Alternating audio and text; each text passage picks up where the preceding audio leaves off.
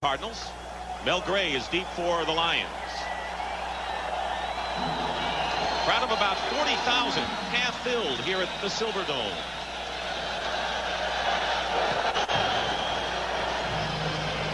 And it's going to be Gray at about the 8.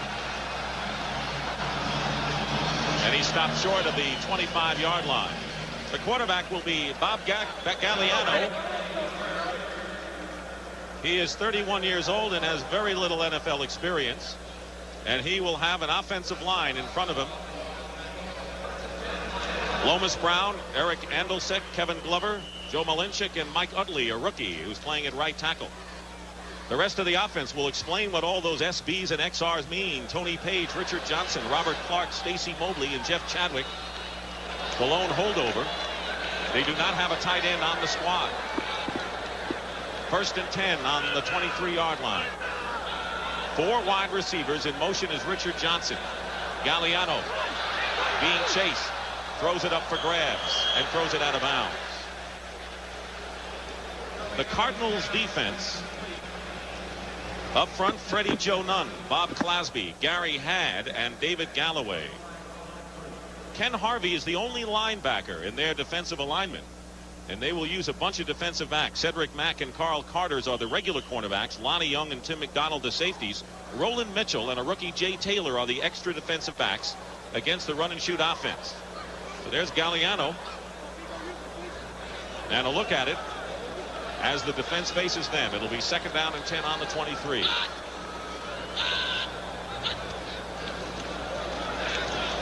Galliano nearly intercepted, and the pass was nearly caught. Cedric Mack got a hand on it. And it was Richard Johnson who nearly caught it before it went out of bounds. Wayne Fontes is looking for a lot of production out of his quarterback today. Bob Galliano is, we talked about Hogebin being under a little bit of pressure, but this man Galliano has only thrown 30 passes in his NFL career. But he earned this job as the starting quarterback because he had the best preseason, and that's the way it should be. He didn't think he was going to be around. He says, I was like Casper the Friendly Ghost. Thought I was going to be a player coach before long, but he outlasted them all. Of course, Rodney Peete got him. 3rd down and 10.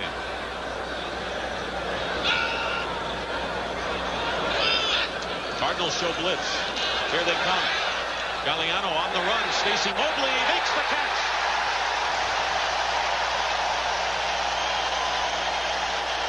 A 30-yard gain, and the Lions are in Cardinal territory. Cedric Mack on the tackle. We're going to see the blitz coming right up the middle. Galliano has a little bit of mobility himself along with Rodney Peete. Watch him step up into the pocket here, and he throws a perfect strike to Stacy Mobley, and a great catch. Always tough to make that first catch of the ball game. That's a big play for the Lions. Now, what does Galliano, the quarterback, have to do in the run and shoot? What are his moves in this thing? Well, he's got to read that defense right away. He did a nice job of seeing the blitz that time, going to the single coverage. 1st and 10 on the Cardinal 47. A 30-yard strike on 3rd down.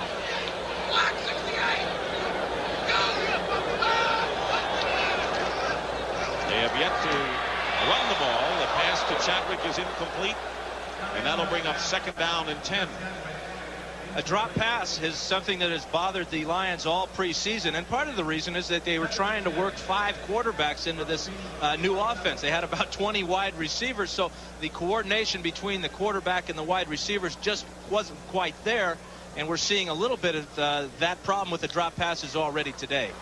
Wayne Fontes, in his first full season, now has the cushion of a 5-year contract. He finished with 3 games last season.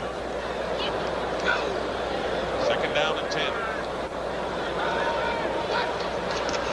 First running play, Tony Page to the 45-yard line, gain of 2. That'll bring up 3rd down and about 8 yards on the play. There's Gene Stallings, who is his 4th year. And of course, there's pressure on Stallings. They were 7-4 last year, the Cardinals, before they dropped their last 5. Well, they dropped their last 5, then they dropped their first 2 in preseason. Only won 1 game in preseason. But he's got to create that feeling for the Cardinals. Hey, we can win ball games. They've really been victimized in the preseason by losing at the very last play of the game. Something he's got to turn around quickly. 3rd down and 8. Mobley, one of the slot receivers in motion. Flooded out to the left. Galliano spots a man. He's got Richard Johnson, and another Lion first down at the 30.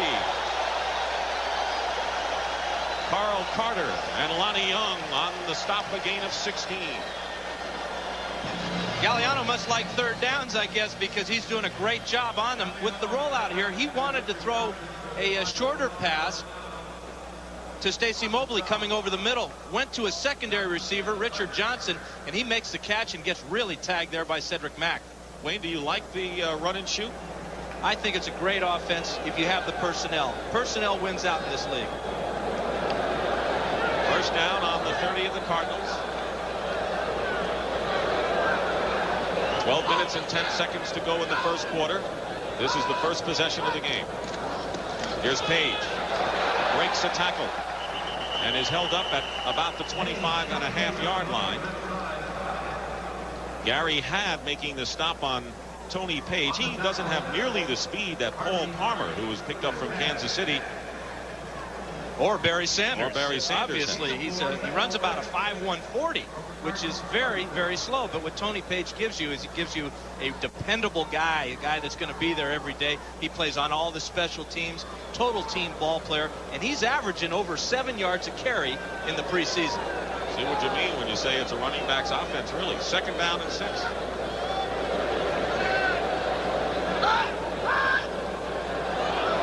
Cardinals look like they're ready to come. Page, without that speed to go outside, is stopped by Bob Clasby. A loss on the play of a couple. And we'll bring up a third down. And that's been a popular down for Bob Galliano so far on this first drive. Well, if you look at weaknesses and strengths of the Cardinal defensive football team, and I'm sure Barry Sanders is doing that just right now because he might have taken that ball outside with his great speed, but he's got a little bit of learning to do with this new offense, and the coaches have got to get comfortable. But getting back to the strengths and weaknesses of the Cardinal team, their strengths are against the run, and their weaknesses are against the pass. Third down and 8 on the 28-yard line. So far, Galliano has clicked twice on third down pass conversions. Galliano wide open is Mobley. They've got another first down. Inside the 15. Tim McDonald. That was good for 14 yards. Where do these guys come from? Guys like Stacy Mobley and Richard Johnson, and we'll be seeing others. He was a free agent, used to play with the Rams, and one thing you can say about most of them, Dan, they're all kind of short.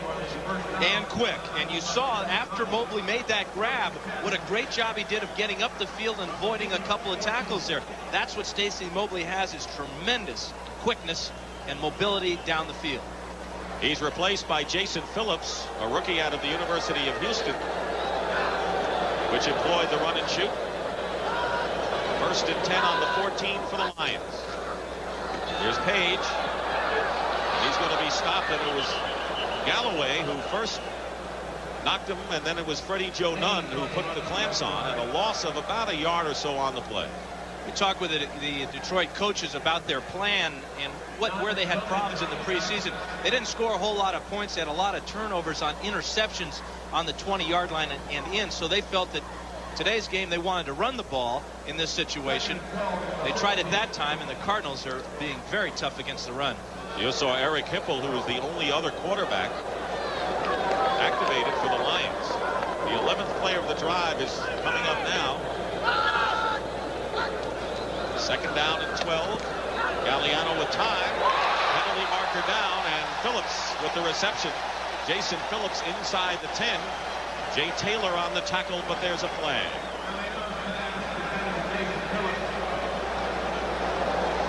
And it'll go against the Lions, a holding call. The referee today is Fred Wyant. First penalty of the game and of the season. Holding number 60, second down. That's the rookie Mike Utley, who was a third-round pick from Washington State, and maybe the most impressive rookie that the Lions have seen thus far. You can hardly blame him. He's going up against the Cardinals' best pass rusher in Freddie Joe Nunn. There's Freddie Joe Nunn, who led the team in sacks last year, second actually to Reggie White of the Eagles. Another #1 draft pick for the Cardinals. They've drafted a lot of guys on that defense. #1. Carl Painter, number 26, who's got a lot more speed than Tony Page, is now the running back on 2nd and 22. Painter gets the call. Gets to the 19. 7 yard gain. Freddie Joe Nunn made the stop. Now, Painter's a guy that has a little bit more speed, a little more shiftiness than a Tony Page does. And you saw with that gain there what he can do in this offense. One of the advantages that this stretch offense gives you is it not only stretches the field lengthwise, but also widthwise. That offensive line you see right there will take huge splits, bigger than normal, and give the running back a lot more lanes to choose from. It's third down, and Galliano is a perfect 3 for 3 for 59 yards on third downs on this drive. Held the ball for more than 8 minutes. 3rd and 15 on the 19.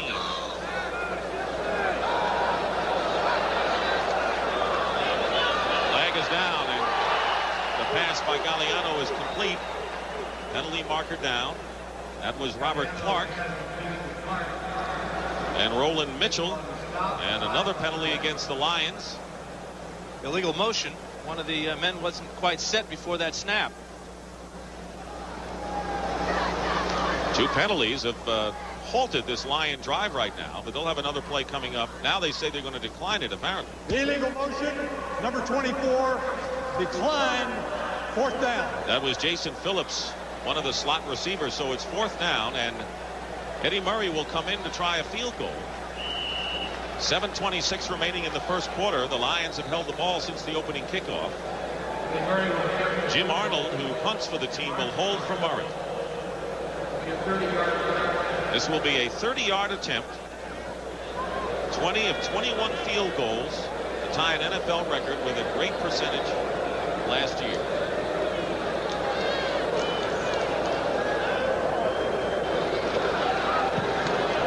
Murray's kick is good, and the Lions are on the board. Well, Murray and Arnold have been around with all the changes here in Detroit, and it's Eddie Murray who puts the Lions up 3-0 on the first drive of the game. Fell back by Sikahema, who's on the left, and Ernie Jones to your right. Do you see Murray there rubbing the ball against the AstroTurf? He's doing that to get a little bit of friction on the ball so he gets better contact when he hits the ball with his foot. Murray's kick, and it's going to be Sikahema on the 1. And the Lions knock him down before he can get to the 20. That was Ray Crockett. So Gary Hogaboom, who was a backup in Dallas and with the Indianapolis Colts, leads the Cardinals. He'll have a very impressive offensive line. The wide bodies: Louis Sharp, Todd Peake, Derek Kennard, Lance Smith, and Tootie Robbins. Robert Ewald is the tight end. Snub Mitchell and Earl Farrell are in the backfield, and the wide receivers, a veteran and spectacular crew of J.T. Smith and Roy Green. Cardinals will start from their 19-yard line, and they bring Farrell, the fullback, out to the left and in motion.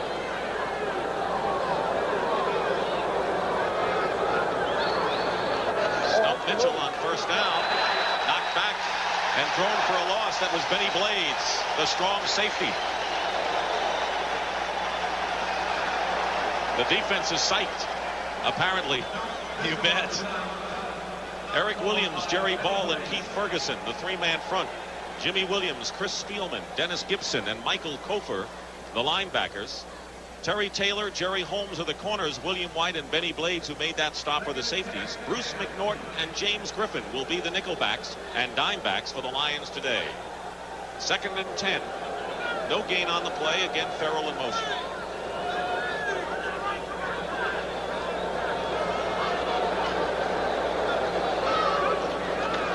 This time Farrell gets the call and gets a couple. Dan, what does all that motion mean? What are the Cardinals trying to accomplish? Well, they're trying to change the strength of the Detroit defense. They'll give them a look of strong side left, and they'll shift back to strong side right and force the Lions to change their safety force that time. Great play made by Jerry Ball that time, or that might have been a big gain. Notice on the Cardinal jerseys, that is the state of Arizona flag, which is a new adornment on the Cardinal uniform. I'm not quite sure it goes, though, with the uniform, are you? The colors are not quite right there. You mean they're not red and black like the normal ones? 3rd down and 6 on the 23. Ernie Jones, another wide receiver, in the game. The pass intended for Novacek, a tight end, and it's knocked away by William White. Tell you, the Lions Bruce McNorton also in on the play. Good pressure from the front line of the Detroit Lions, and McNorton is all over this play. There's the pass right over the middle to Novacek, and you saw it's just a little bit behind Novacek from Hogaboom, and Norton was there to make the play. McNorton, excuse me. He was a starter last year and now is the nickel back. So on fourth down, Rich Camarillo, won it 9 years with the Patriots and the Rams, will be kicking to Mel Gray. Gray should get a return on this. But he slips on the turf. And he's down. He'll give the Lions good field position, but he is stopped at the 44-yard line by Ken Harvey.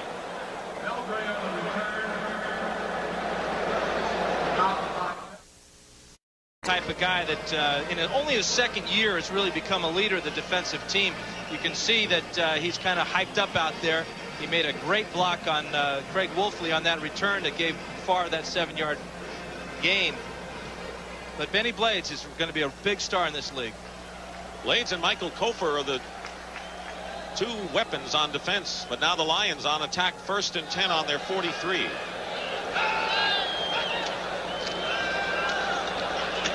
Galliano with time. Chadwick open. Close to first down yardage. Cedric Mack chases him out of bounds, but the Lions again are in Cardinal territory. Cardinals are trying to mix their coverages, zone and man, and Chadwick was wide open that time as he just ran a simple out pattern, and the coverage was nowhere near him. This offense is going to give a defensive coordinator nightmares because it does cover the entire field. The quarterback can go anywhere at any time. There are a lot of wide receivers getting open. And as Gene Stalling said, the toughest thing is you only have to prepare for it once. It's almost like playing the single wing. 2nd down and 1 on the 47. Here's Page. He'll have the first down. Freddie Joe Nunn brings him down from behind. And right now for an NFL Today report, let's check in with Brent Musburger in New York with an update on a new Falcon, Deion Sanders. Brent? All right, Dick. Neon Deion starts the week playing center field for the New York Yankees. Hits a home run in Seattle. Leaves in the 6th inning the next night because he had some business in Atlanta. Signed a multi-million-dollar contract. In his second punt return, he bobbles it and then turns loose that marvelous speed. 68 yards for the touchdown, 7-0, and back to Dick. Thank you, Brent. First down on the 43-yard line of the Cardinals. Carl Painter is the running back, number 26 for the Lions. Galliano under pressure, and he's sacked back at midfield. Ken Harvey is coming off a great camp preseason. Ken Harvey is #1 draft pick. Dan, you mentioned all those #1s linebacking position. He may be the best. Well, he's the only one playing so far today on normal defensive situations, but he really has. He's given Stallings a lot of production this year, and he was, if I can coin a phrase, second to none last year in sacks for the Cardinals. It depends on how you spell it. If it's N-U-N-N, yes, you can use it. 2nd down and 16 following the loss.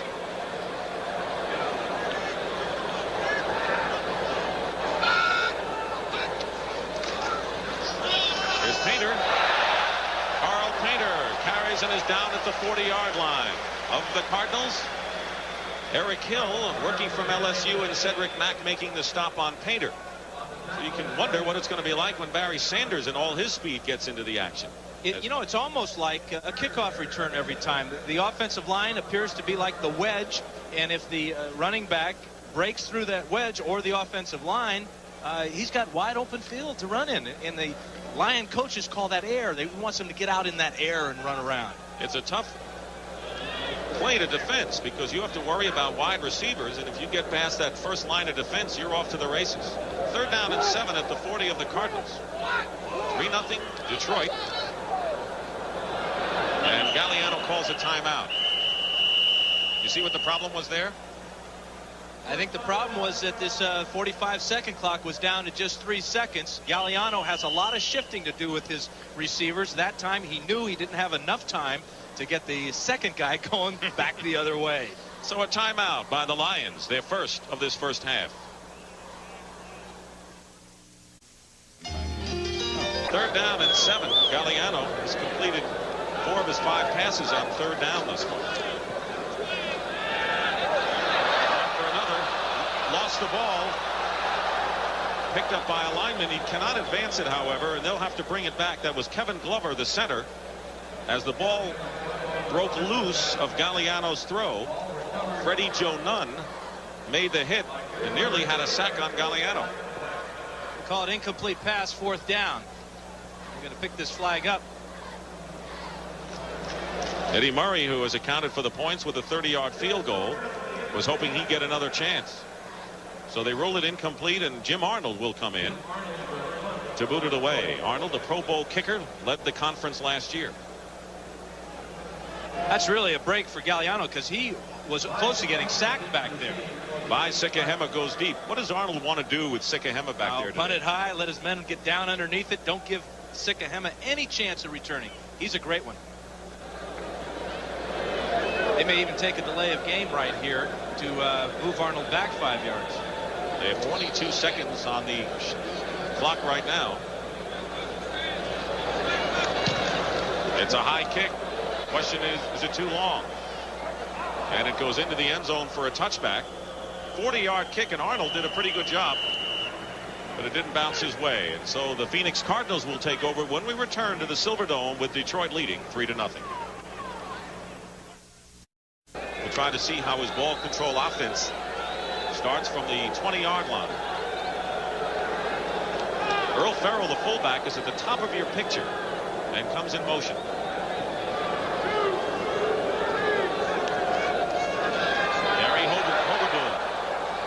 Overthrew Roy Green. Jerry Holmes was the closest to him. He wasn't even close on that one. That's 2 passes now that Hogaboom has been off the target. You notice him checking that wrist band. He's got a little cheat sheet there with some of his plays. The coaches will just signal to him a number. He'll look down very simply, look at the play, and then give a signal to the guys in the huddle. Well, talking to him yesterday, he seemed like a guy who was hoping things would go well. He's filling some big shoes in Neil Lomax, and he says, this is my chance. I mean, he's been with the Cowboys and with the Colts. This is his opportunity, maybe his last, who knows? Could be. 2nd down and 10. 6 defensive backs in there for the Detroit Lions. The pitch, stumped Mitchell. Penalty marker down. Mitchell dives for a couple. And there's another flag down. Benny Blades coming in from the secondary to make the stop. It'll be a holding call against the Cardinals. Their first penalty. You get the feeling that the Cardinals can't do anything right now. Holding number 67, 2nd down. They had 3 plays in their first drive, and then they had to punt. Hogaboom's have been off the mark. Speaking of Tom Tupa, he's a youngster that played very well. Very pleasant surprise for Gene Stallings in the preseason. But the heat is on Hogaboom right now. And he's got to get something going. It's not out of the realm of possibility that he could go to Tom Tupa today. He told us yesterday, he says, if the club isn't moving, he says, I may go to Tom Tupa. That's how impressive Tom was. The Cardinals have got to overcome the hangover of the Lomax situation. Hogaboom faces 2nd down and 20, back to the 10. Out of the shotgun. Penalty flag. And the Lions have jumped. Looked like Keith Ferguson, but we'll check and see. Ball start, number 67, offense. No, it's against the Cardinals, and it was Louis Sharp who drew him offside. This is number 67, Louis Sharp, and Ferguson is just right on it. He's off with Sharp, not with the ball, and that's what he sees, and that's a case of a little bit of lack of concentration. Or maybe Luis had too big a dinner last night, Dick. Well, you know what? All of the offensive linemen took about 15 guys home to dinner at Louis Sharp's house. He's from Detroit. Had a couple of turkeys. Those fellas can eat. They don't want to play like turkeys. Hogaboom in the end zone. Farrell. And he was trying to protect from an interception from Terry Taylor after he couldn't hold on to the ball. Good pressure by the Lions. Their defense has been a good story here. And there's a newcomer at cornerback, Terry Taylor, who was acquired from Seattle. Yeah, what Terry Taylor gives the Lions is a legitimate bump and run cornerback. He's got that type of ability, something that Wayne Fontes wants in his defense, because he wants his defense to be more aggressive. What's that mean? That means they're going to get after the quarterback with more blitzes. So when you blitz, you got to play man-to-man on the outside, preferably bump and run man-to-man. Third down and 25 from the 5.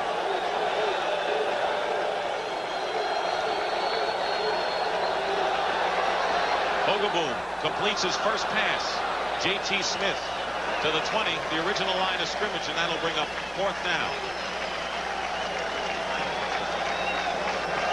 So Gary Hogaboom has had to face, as he talks with Louis Sharp, who was penalized twice in that sequence, what has looked to us a vastly improved Detroit defense so far in this quarter, Dave. They really are playing with a lot more emotion, and you know, maybe this restore the roar thing, I'm sure Fontes told his ball players, let's not disappoint this opening day crowd, however small it may be.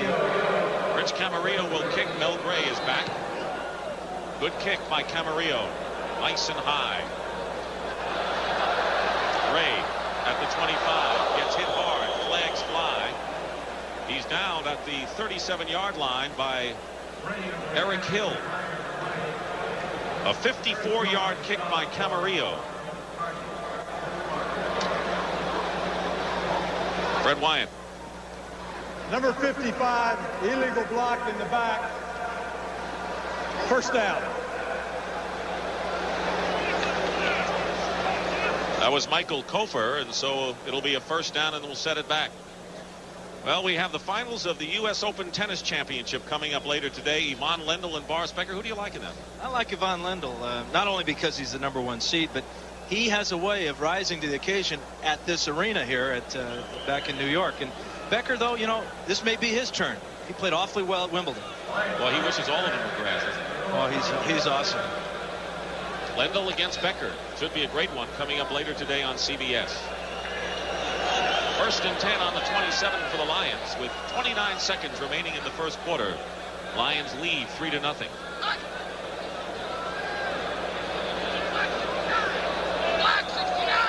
seconds on the clock.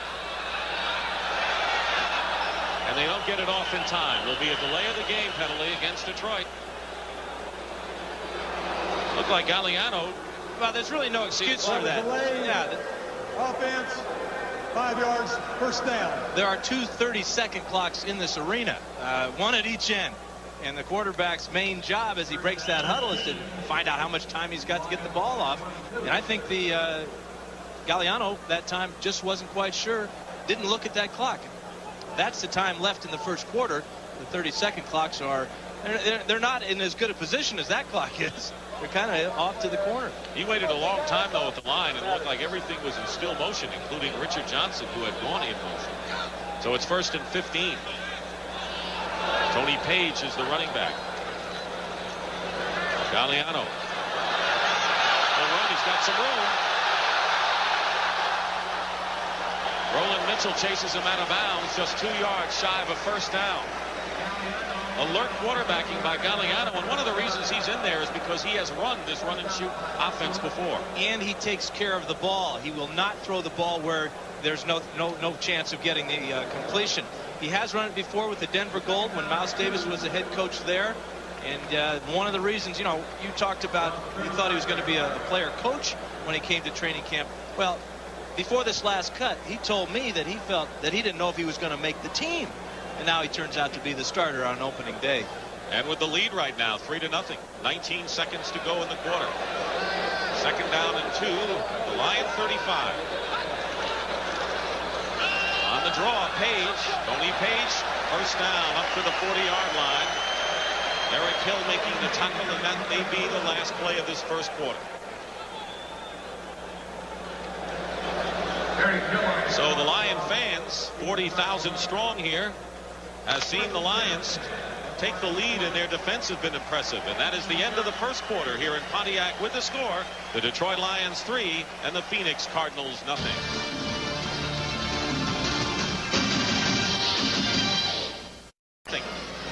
Story has been so far with all the hoopla about the Detroit offense, and we'll get into that a little more, has been the Lions defense. Or the lack of the Phoenix offense.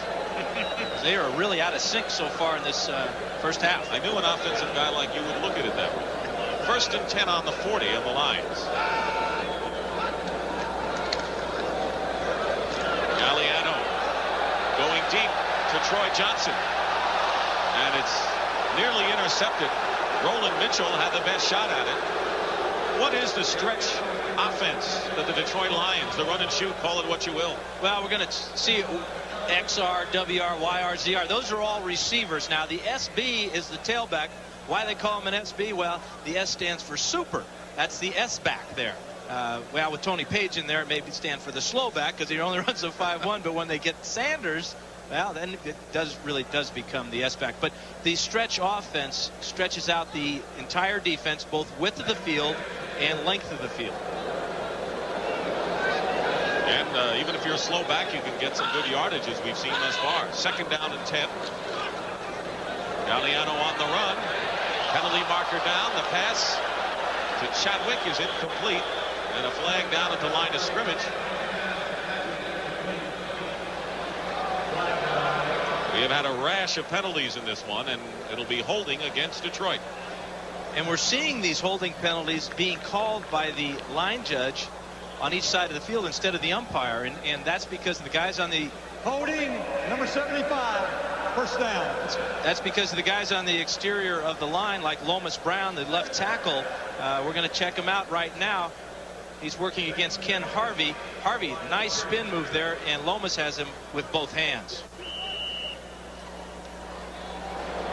By the way, David Galloway has gone to the dressing room, an x-ray of his hand. He has been injury prone. There he is right now, and they've already had the x-rays. And Jim Waller, number 4 round pick out of UCLA, number 66, has replaced him. 2nd down and 20. Carl Painter now in the backfield. And the Cardinals read that well. They were looking for that kind of a delay, and Painter is stopped at the 32, gain of a couple by Eric Hill. There's Barry Sanders still waiting to get his chance, and there's Dave Levy. Dave is a former coach with me back in San Diego, where he was our offensive coordinator and also running back coach. He worked out with Barry Sanders before the game this morning on the big bag, teaching him how to block, because he's not sure that Barry Sanders even knows how to block. This is his first time in a Detroit Lion uniform, also his first time in pads. So he hasn't blocked, and of course he hasn't taken a hit. I hope he can protect the ball. 3rd down and 17. Galliano. Little high for Chadwick, who was hit immediately by the rookie Jay Taylor.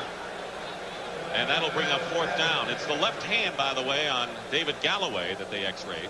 You would think an injury to one of their only their two defensive ends would hurt the Cardinals, but what they have is they have the ability to move Ken Harvey to a defensive end spot, and they're really playing those ends today as they were outside linebackers.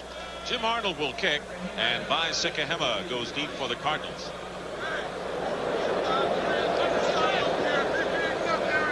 We also have seen Eric Hill, their number 1 draft pick out of LSU, come in as the 2nd linebacker with Galloway out of there. Booming punt by Arnold. A great one. Sikahema back to the 10. Can't break one, and is stopped at the 21-yard line by Victor Jones. A 56-yard kick by Arnold. And so early here in the 2nd quarter, we'll be back. Detroit still leading. 12.5 minutes to under 4. It's 3-0 in favor of Detroit with 13:44 to go in the 2nd quarter. And Dan, you wonder what the Cardinals wanted to play a ball control game, but basically when you don't have the ball, you can't control anything. Not only that, their field position has been terrible, and we see them again. They're starting around their 20-yard line. So the 2 things that run and shoot has done so far is it's kept the Cardinal offense off the field, and it's forced bad field position. One thing it has done, too, I think the fans love it. I mean, I think already the fans are excited about it. No doubt about that. There's a real electricity in this park. 1st and 10 at the 21 for the Cardinals. Stump Mitchell. Mitchell for a couple. He underwent shoulder surgery in the offseason. Giving it a go. New Orleans leading Dallas in the 2nd quarter as we bring you up to date on the CBS Sports Wire with scores. And surgeries when you're 30 years old is a lot different than when you're 20, obviously. You get a little bit older, it takes longer to rehabilitate, but Mitchell has rehabilitated himself. Had a good game last week against the Chargers in the final preseason game. I expect big things from him again this year. Jim Schaffner, the offensive coordinator. 2nd down and 7.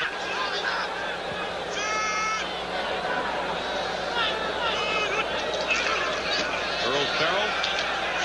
It'll be 3rd down and about 5 as Jerry Ball, outstanding nose tackle, making the stop.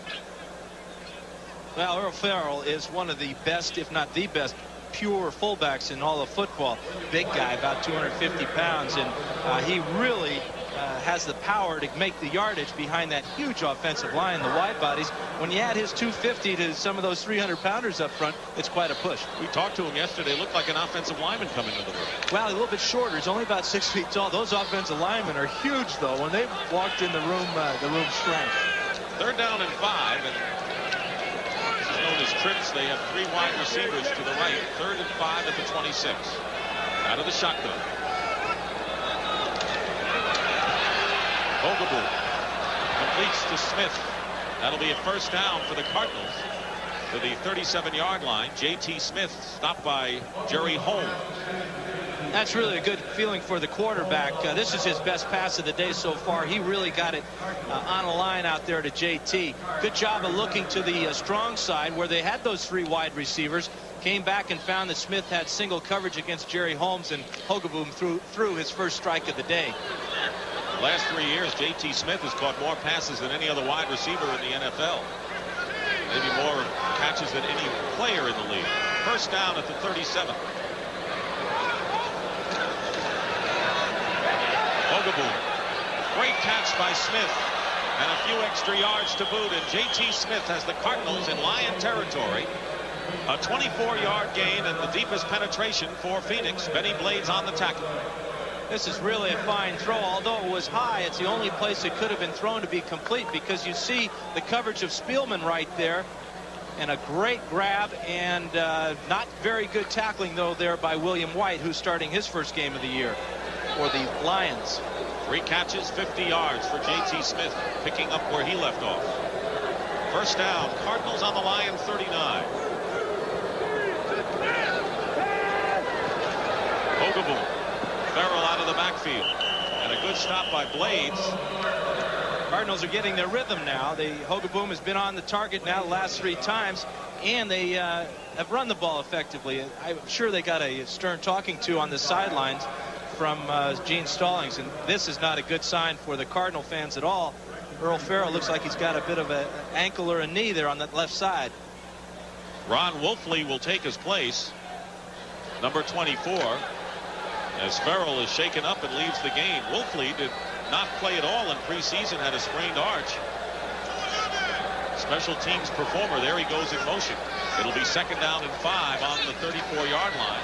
Stump Mitchell is stopped as the Lions. Jerry Ball again with terrific play. No gain will bring up 3rd down and 5.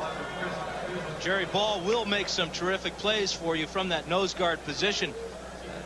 Former 49er nose guard, center Randy Cross, now working with us at CBS, he told me that after working with Michael Carter every day in practice, the 49ers great nose guard, that he feels that Jerry Ball is second to Carter, if not his equal. Wayne Fonte said yesterday, he says maybe the quickest nose tackle we have seen. For 300 pounds, very, very quick. Curtis Green, number 62, comes in for the Lions defense. 3rd down and 5. They haven't thrown to Roy Green yet. He's in motion. And the pass to Novacek. He holds on. But I think he's short of a 1st down by about a yard. And another fine play by William White. And that Lions secondary, vulnerable last year, has come on strong. Now they're talking about where the ball is spotted, and that'll mean everything here. It's going to be just a little bit short, though. Bring up the 4th down. But the Cardinals took a page out of the Lions playbook that time, putting a couple guys in motion, then coming back to the 3 receiver side and running a little bit of a pick play there to get Novacek open. The problem with, though, was that they needed about 6 yards. They came up with 5.5. They're going to go for it on 4th down. 4th and 1. Tony Jordan And Ron Wolfley are in there. Jordan has been their short yardage back. He can leap the line. 4th and 1. There he goes, and he may have it. Jordan, in his second year, has the first down for the Cardinals. Cardinals are real unique with their offense in short yardage and goal line. You saw how quickly they got that play off. Well, Stallings told us yesterday that he doesn't want the defense to be sitting there, getting dug in, getting good traction, and getting good recognition of what the offense might do. Boy, Hogeboom came up that time, snapped the ball almost as soon as he got under center. But I think you made a good point, and that is that for the first time in the game, we have seen the Phoenix offense in sync. Hogeboom completed 5 consecutive passes, and they still have it. First down on the Lion 28.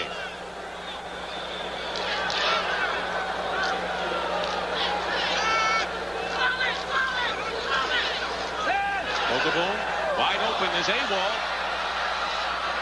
Robert Awald is knocked out of bounds at the 5-yard line by Terry Taylor. Wide open was Awald, and a 24-yard gain to one of the best receiving tight ends in the league. Well, the Lions are in a blitz situation here, and Hogeboom reads it, and he has a piece of candy here. That's Benny Blades coming on the blitz, and there's nobody for Awald. My question, though, is if Awald has healed ribs and is feeling good about himself, wouldn't he cut that back inside and try to get in the end zone, maybe lower his shoulder? I have to believe that those ribs are giving him some problems. Wearing a flak jacket underneath. First and goal at the 4. Cardinals trailing 3-0, looking to go ahead. Wolfley, that was not a good handoff by Hogeboom as Wolfley was ahead of him. And a loss on the play. Jimmy Williams on the stop. Jimmy Williams gets great penetration, number 59 on this side of the screen here. And this is a bad handoff, almost a fumble. And if Williams had been there an instant sooner, it would have been a fumble. But that's the problem you have when you bring in the second string fullback, Wolfley, for the first string guy, Earl Farrell. Farrell went out with an injured leg or ankle. There is Williams, who had the starting role last year, got hurt. Jameson replaced him, and now George Jameson is hurt. Second and goal at the 5. Novacek in, 2 tight ends for the Cardinals on the 5. Hogeboom. And Green was not looking. Covering on the play for the Lions is James Griffin, the dime back, and that'll bring up 3rd and goal.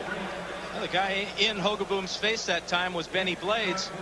He was burned earlier when he blitzed and nobody covered Awald. This time they did get the coverage. James Griffin came over on Roy Green, and that's why we had that incompletion. Good pressure, though, from Benny Blades.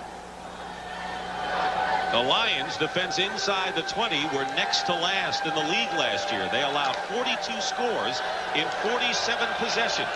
And now the Cardinals have a 3rd and goal at the Lion 5.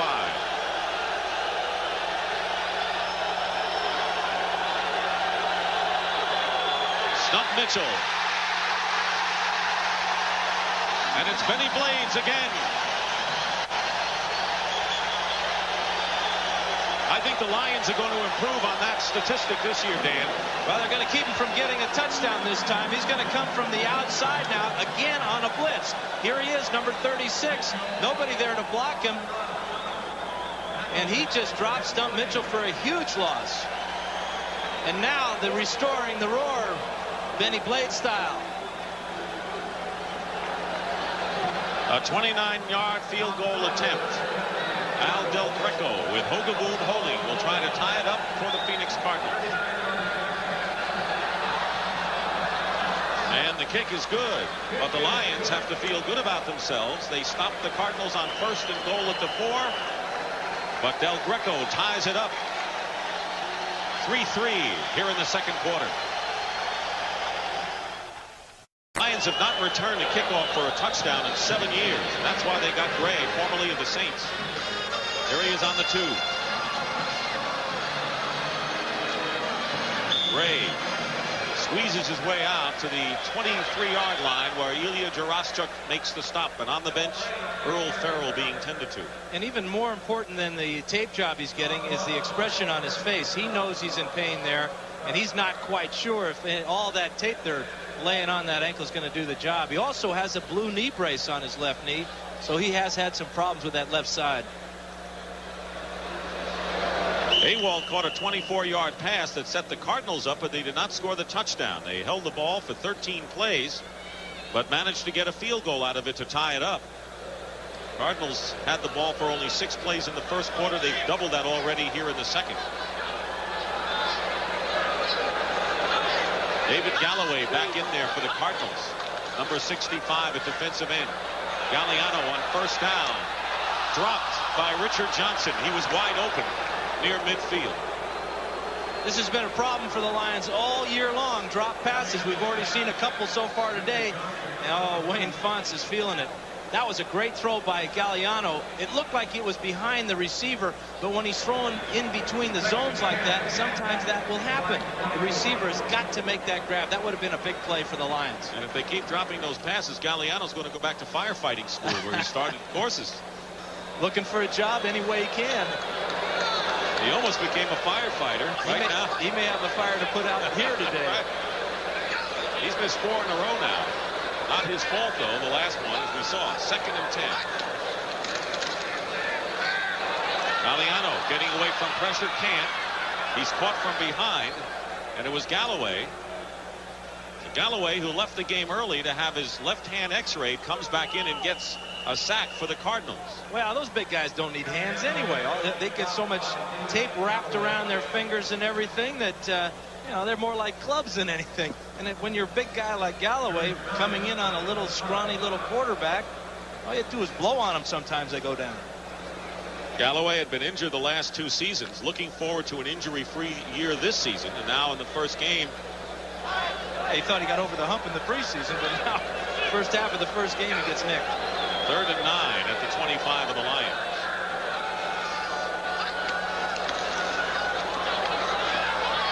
In trouble again. And down, and the penalty marker is down. All of a sudden, the rookie Mike Utley jumped on Bob Clasby. Freddie Joe Nunn was the guy who got to Galliano. And the penalty flag is down. And meanwhile, back at the farm, Utley and Clasby were going at it pretty good there. But let he who is out without sin throw the first stone. I read that somewhere. Yeah. Take a look at it. Try to figure it. Here's Clasby just hanging around, and Malinchik comes in and cuts him down. There's where the fight starts. And then Utley jumps on the back of Clasby. But it's Malinchik who came, and I'd have to consider that a bit of a cheap shot. There's a referee who, very brave soul, jumping in the pile there with all kinds of big guys. That's Ron Bochin, the umpire today. Fred Wyatt sorting it out for us. Jerry Bergman, the head linesman. This is going to be an interesting call because we're not quite sure if the referee saw the shot from Malinchik onto Clasby's knee there.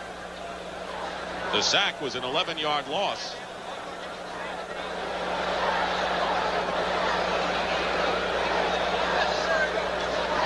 Unsportsmanlike conduct, number 74. He is rejected from the game. Wow. And they have thrown out Joe Malinchik, and Wayne Fonts is furious. He's on the field and is told by Fred Wyatt, step back on the white line. I have never seen that before. An ejection in a football game. I don't think I've seen one in many, many years. But for an illegal block like that, that tells me the NFL's trying to crack down against cheap shots and injuries like that could have caused. But I'm not sure that that warrants being kicked out of the entire game, though. Amazing call. Normally, when they have an out-and-out fight with punches thrown, then they may do that. And even then they don't. Let's see. Watch number 74 circle all the way around here. He had been blocking on Clasby originally, but now he's coming in and going right for the knee. Wow. So Malinchik is out of the game. The starting right guard for the Lions is gone. He is mad. Furious as well, as we saw, was Wayne Fonts, and it is 4th down, and Jim Arnold will have to kick from the end zone. And Ernie Jones is back deep for the Cardinals. Cardinals are looking at good field position in a 3-3 game.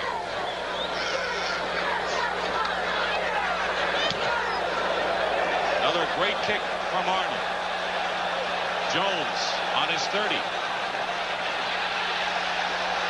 And Jim Arnold showing that Pro Bowl form, and Jones is down at the 42-yard line by William White. A 64-yard kick, but Joe Malinchik is seething inside. Come on, let's get it right this time. The word is quality. It means trying harder, going that extra mile. Let's do it. MetLife, MetLife, service with a smile. MetLife, MetLife, go that extra mile. Q-U-A-T-I-L-Y. What's that spell? Quadilly, Quadilly, yay! Quality, quality. Get Met, it pays. Joe Malinchik has been ejected, starting right guard for the Lions. And that has caused a furor here in Michigan. 1st and 10 for the Cardinals on the 42. Screen pass to J.T. Smith, and he may have picked up a first down. Into Lion territory at the 48, Terry Taylor made the stop. You know, Dick, in baseball, which I know you're very familiar, when you get tossed out of the ball game, you got to go to the showers, right? Well, here's Malinchik still on the sidelines. And I'm not sure what the procedure is. It's been so long since I've seen anybody kicked out of a ball game, but I would think that they'd have to, turn the water on for him. Isn't it unusual that someone gets kicked out in a game that is relatively free of temper flares? Well, that was a very unusual call. First down at the 47 of the Lions. Ron Wolfley, the fullback, in motion. Pitch to Snub Mitchell, going outside. Penalty flag is down, and Mitchell is ridden out of bounds at the 42-yard line. Let's see if we have a holding penalty against the Cardinals.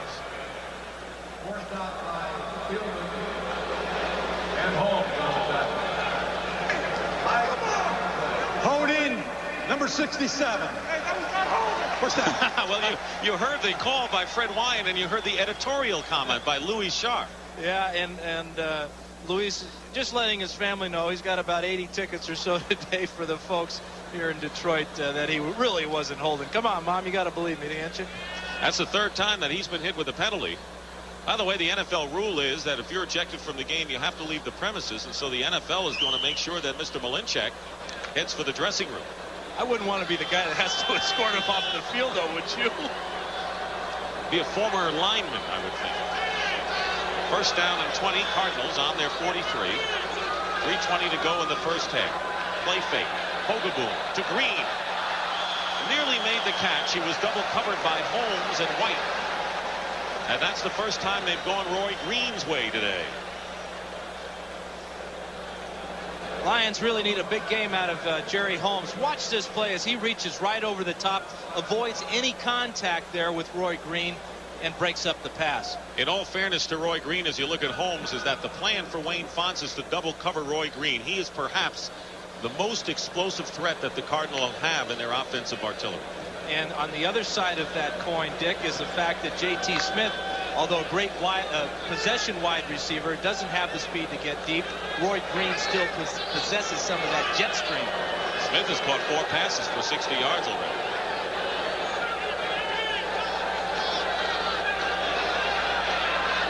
Awald with a fine catch gets back to the original line of scrimmage, the 48 of the Lions, where he is stopped by Chris Spielman and Michael Kofer. We haven't mentioned Michael Kofer's name much today, as the Cardinals have kept that great rushing linebacker at bay. Well, he made the Pro Bowl last year. He is an outstanding linebacker, great physical specimen, tremendous size. He's got the Darth Vader look. And yesterday, can you believe a guy like that is trying to sell me real estate? That's his hobby. He buys homes and sells them. I guess that's what you do when your hobby's real estate, huh? Fixes them up. He'd be a great landlord, wouldn't he? Gave us his business card on his way out. 3rd and 9 at the 47. Pressure on Hogaboom, batted in the air by Blades. Benny Blades is having an all-pro kind of first half today. Well, you know, he was the first-round pick last year for these Lions, and he has really turned out some great plays for us today. Horatio Benedict Blades. And he said his mother hated that name. What happened? His father named him. I think his mother has got something there. I mean, Horatio Benedict.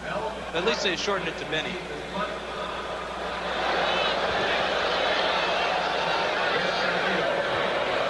It'll be 4th down, and Rich Camarillo will kick it. Lions were trying to block. We have a marker down, and we may have running into the kicker flag. The ball is stopped at the 1 by the Cardinals.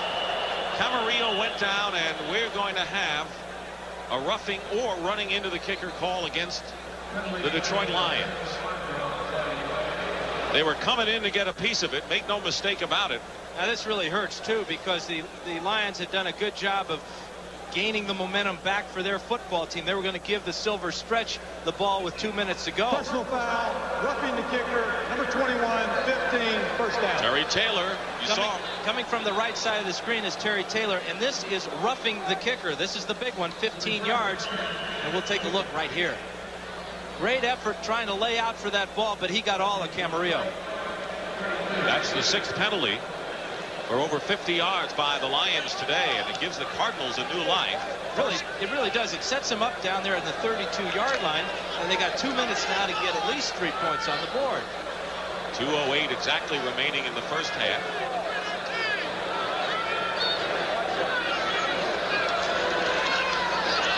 Ogaboom. Great catch. Roy Green with his first of the day inside the 15, and that was a thread-the-needle throw by Ogaboom, a gain of 19. Terry Taylor made the stop, and the 2-minute warning is upon us here at the Silverdome, with the Cardinals threatening in a tie game.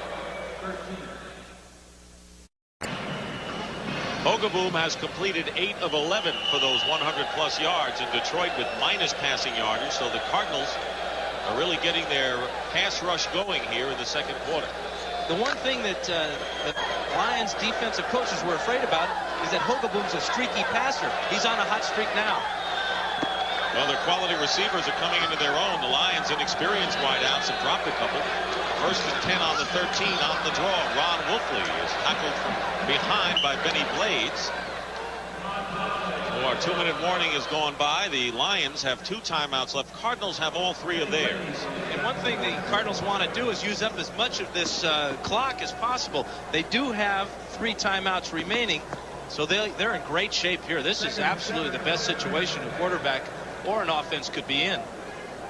Kind of an unusual game. Cardinals have always been a prolific offensive team, and the Lions, with the Silver Stretch, trying to get something going. J.T. Smith, with his 5th catch of the game, is down at the 6-yard line. Will bring up 3rd down. The clock continues to run, close to a minute to go. Dennis Gibson on the stop. You know, I get the feeling that the Cardinals offense, they're a very proud group. They've got a number of outstanding veteran football players on their team, a big, strong offensive line. They run a traditional NFL passing offense and one of the best in the game. Maybe they're trying to send a message across the field to this Silver Stretch Ball Club that, hey, this is how you do it in the NFL. And they're making Ogaboom do it. They're winning around him necessarily. They're not making him carry it all himself. 3rd and 3 on the 6. Ernie Jones and Novacek have checked in for the Cardinals. Out of the shotgun. Ogaboom's pass out of the end zone intended for Novacek. And he was covered back there by William White, the free safety, and doing a good job at it. This is one of the most difficult areas for a quarterback, especially a new quarterback working with a new set of receivers. The touch pass, where you've got to really just dunk it in over the top of a defender in a small field like that. That time Ogaboom just let it go a little bit too far for the 6'5 Novacek. This will be a 23-yard attempt. Ogaboom holding for Al Del Greco, who kicked a 29-yarder earlier here in the second quarter.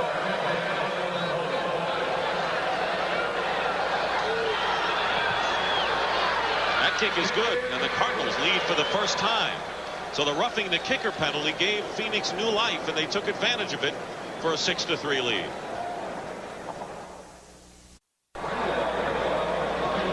It is a defensive battle here in the first half. At Pontiac, the Phoenix Cardinals lead the Detroit Lions 6-3 with 33 seconds remaining in the second quarter. And on the sidelines, Joe Malinchik, who has been ejected from the game, is still on the sidelines. The rule is that he has to be off the field, but there he is. But the guy on the sidelines that I'm looking at is Barry Sanders. Coaches for the Detroit Lions told us if the game is close, we might see Sanders today. Well, you can't get much closer than 6-3. There's Sanders. itching to get his first NFL action after signing the other day. The $9 million man. Mel Gray will be kicking off. Mel Gray is deep for the Lions.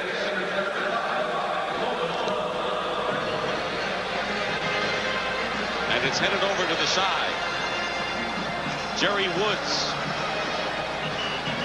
rookie from Northern Michigan, returns it to the 22, and a penalty marker is down with 26 seconds to go. Illegal block in the back, number 90, 10 yards, first down. Rookie Keith Karpinski of Penn State. Coming up at halftime, the NFL Today, Brent Nerve will have scores and highlights.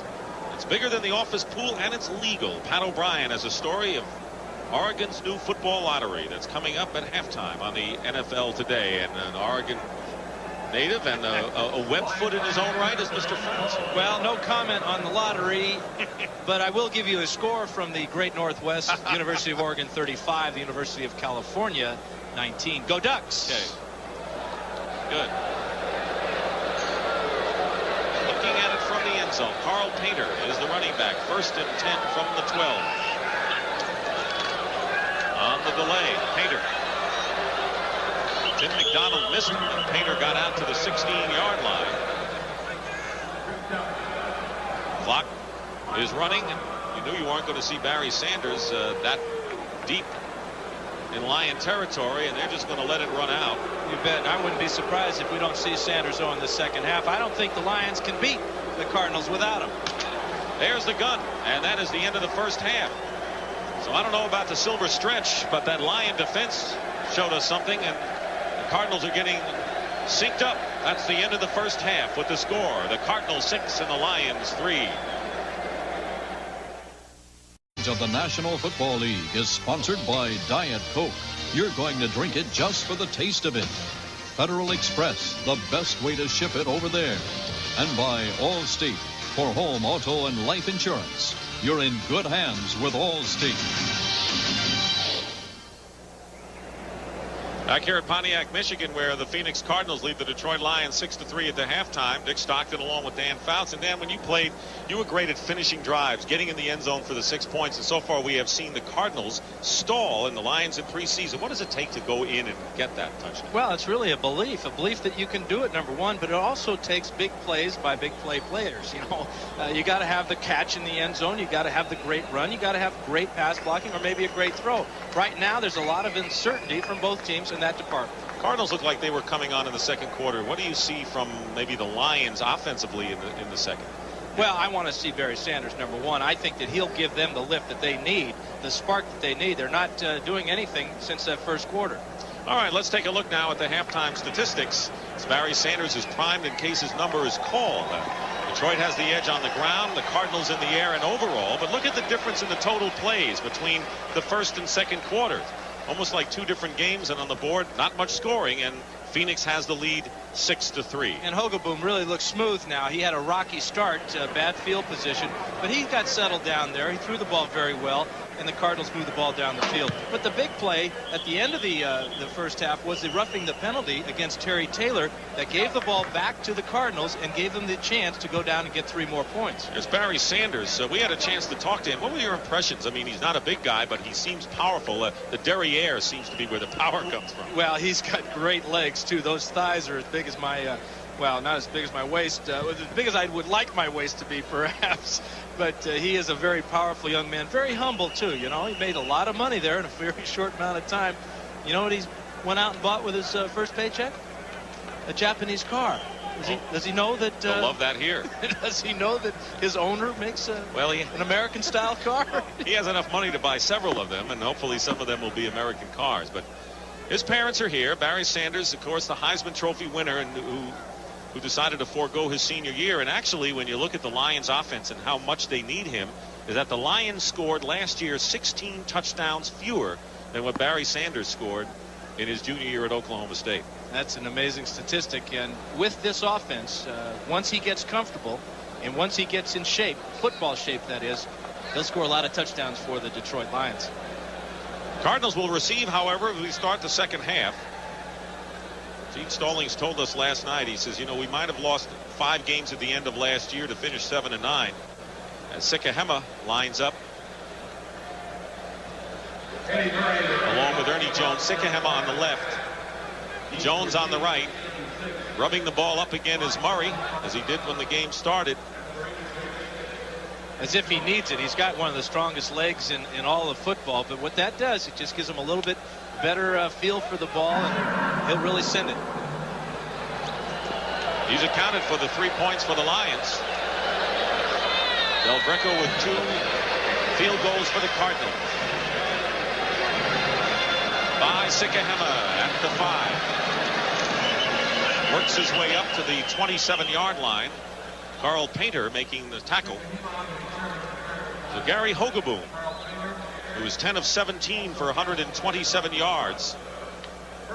He has had his injury problems in the past, and he's taking over for Neil Lomax, who is upstairs. He was working on the field before the game, so the specter of Lomax still exists for the Cardinals, who are starting really a new era with Hogeboom and Tom Tupa backing him up.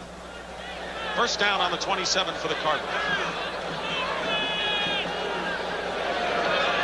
Stump Mitchell gets the call, finds a hole up the middle, and is stopped by William White, and he prevented Mitchell from getting a first down. The tackle at the 35. You talked about the injury problems that Hogeboom has had. He's dislocated this right elbow 3 times, and for a quarterback, that is really tough to overcome. But he wears that sleeve, gives him a little bit of warmth, and you know how he dislocated a couple times trying to make a tackle after interceptions. 2nd and 2. That 8-yard run was the longest of the day for the Cardinals. Stump Mitchell gets hit, but not before he gets first down yardage beyond the 40-yard line. So they go with Mitchell here on the first 2 plays. There's Neil Lomax in the middle. He has that arthritic hip, not going to play this year, maybe never again in his career. And what are your thoughts of his presence here with Phoenix? Well, I like the fact that he's up in the booth. He's away from the players, because when he's on the field, the players are looking at him and wondering, well, what if? What if Neil could play? And that's not the proper situation. They've got to direct all their attention to, hey, Gary Hogeboom is our quarterback now. Does he like mustard and relish on his hot dog? I don't know that. 1st and 10 at the 42 of the Cardinals. Again, they go to Mitchell. He's carried the ball 3 straight times and gets tripped up and is stopped short of midfield. Chris Spielman on the stop. The word on Earl Farrell. He has an injured left ankle, and he is out for the game. Meanwhile, Eric Williams is shaken up for the Lions. Their starting defensive left end. So Farrell is lost for the game. And we'll take a timeout as the Lions defense has a man down. We'll be back. And Land on this ankle, this is either an ankle injury or a knee injury to the left leg. And Williams is still down. He'll be replaced by Curtis Green. Saints lead the Cowboys in Jimmy Johnson's debut 21-0 at halftime. The Colts are giving the 49ers a run 13-10 in the 3rd quarter inside in Indianapolis. Rams in Atlanta are at halftime with LA leading 17-14. Cincinnati and Chicago at Soldier Field are all tied 7-7. Also at the half, Tampa Bay ahead of Green Bay 20-7. Tampa Bay was impressive in preseason, and they've kept it going into the first game of this regular season. That's a bit of a surprise, playing up there in Green Bay, that Tampa Bay comes out with such a big lead. This is the first game of the year. We've had a couple of injuries. Earl Farrell is gone for the game, and Eric Williams is trying to see what his problem is. We have not had any turnovers, which could mark an early game. No turnovers by either team, but we have had 10 penalties in the game and a player ejected. Joe Malinchak was ejected, and I think he is still on the sidelines. We'll see the guy with smoke coming up from his head. We'll know that it's Malinchak who was ejected in a kind of a controversial call. Well, it was. You've seen a lot of chop blocks and a lot of clips almost in every game. And he came down and clipped Bob Clasby in a very flagrant and cheap shot type of fashion. No need for him to do it. The referee tossed him out of the game. He did leave the field, so he's not there anymore. I want to remind you, coming up next on CBS Sports, it's the men's final of the U.S. Open. Yvonne Lendl against Boris Becker. Since it starts at 4 o'clock Eastern time, I'm sure Lendl played his golf earlier today instead of after the day. He always plays golf as well as tennis. And Boris Becker, a very tough foe for him in the men's final. Eric Hipple, who is the only other quarterback on the roster right now, along with Bob Galliano. If they need one, Jim Arnold, the punter, could be pressed into service, although Arnold told us yesterday he doesn't want any of that. No, in fact, Arnold being a punter, he wouldn't mind taking the entire day off. You know, that's one thing I always wanted to tell my punter, to make him assured that our offense was going to do well. I would tell him, hey, why don't you take the rest of the day off? You're not going to have to punt today. But Arnold's already kicked a couple of times, so that's not the case. And he's kicked well. So Williams, in his 6th year out of Washington State, who's been a mainstay along the defensive line, is out. Curtis Green, number 62, in there. 2nd down and 4 for the Cardinals on their 48. Wolfley, the first back in, and Ron Wolfley is close to the first down yardage into Lion territory. And the other Williams, Jimmy Williams, the linebacker, making the stop on Wolfley. Well, this is a big part of the Cardinal game plan coming into this game, is they wanted to establish the run to control the ball on the ground. They only ran the ball for about 6 yards in the entire first half. They've yet to throw a pass here in the second half. Phoenix has rushed for 25 yards already on this drive after 6 yards rushing in the first minute.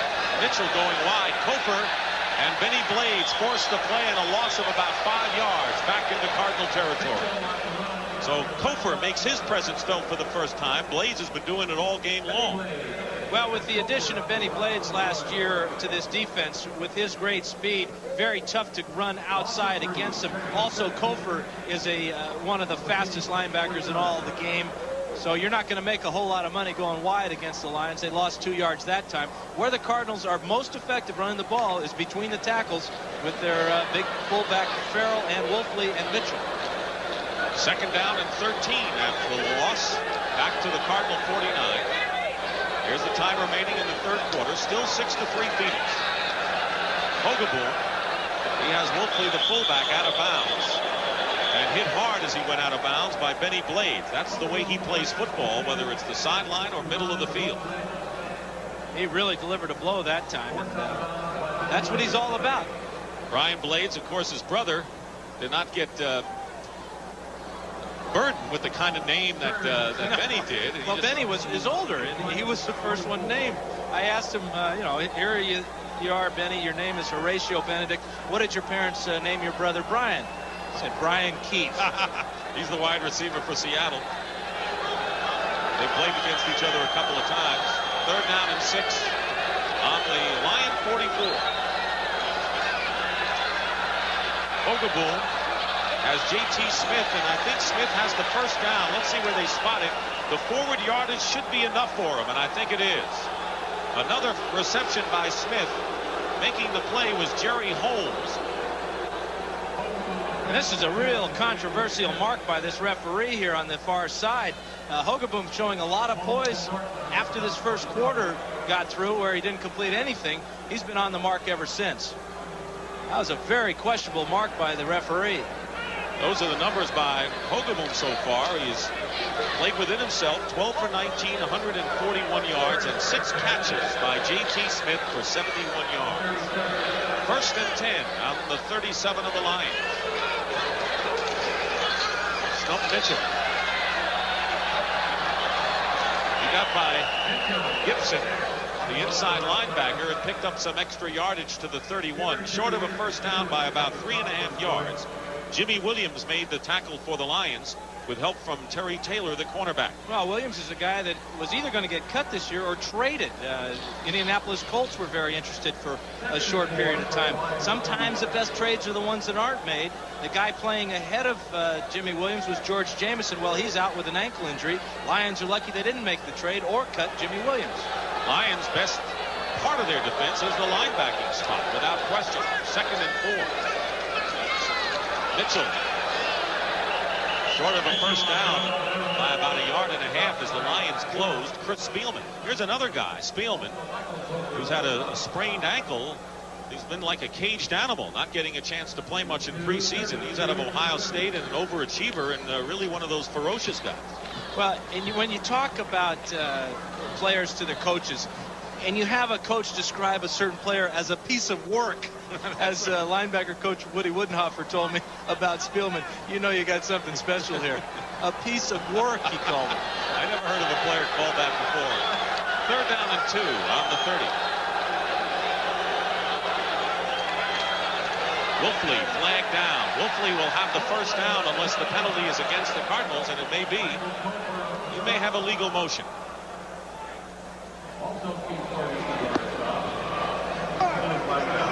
Illegal motion, right guard, 3rd down. That's Lance Smith. Well, that time the Cardinals went on a longer count and sent Roy Green in motion, and Lance Smith was just a little quick getting off.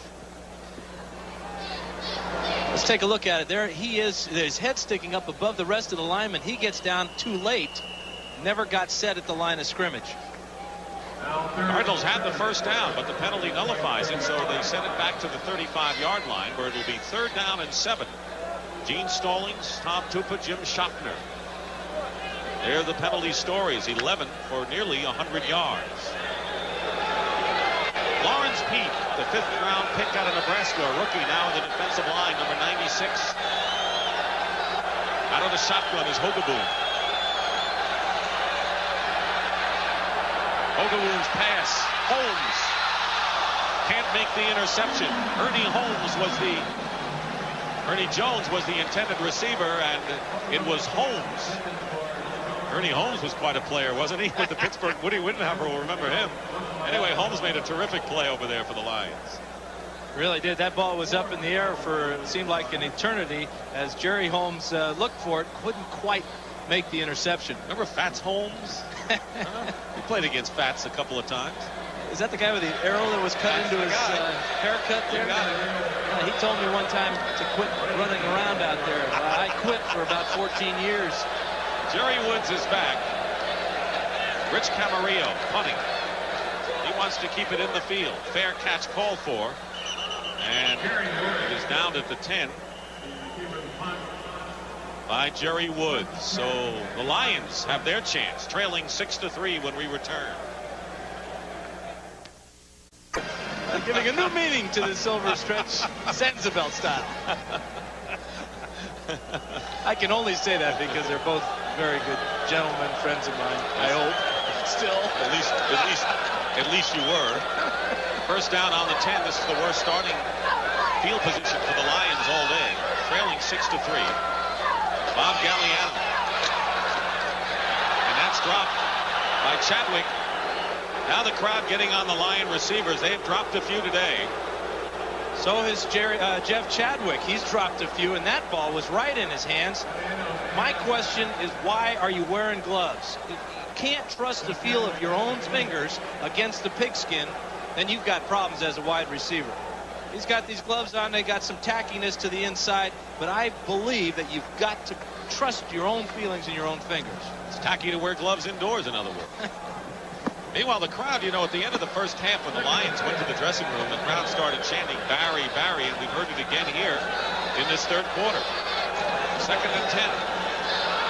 Mobley, one of the slot backs, was in motion. Galliano being chased by Freddie Joe Nunn, running for his life.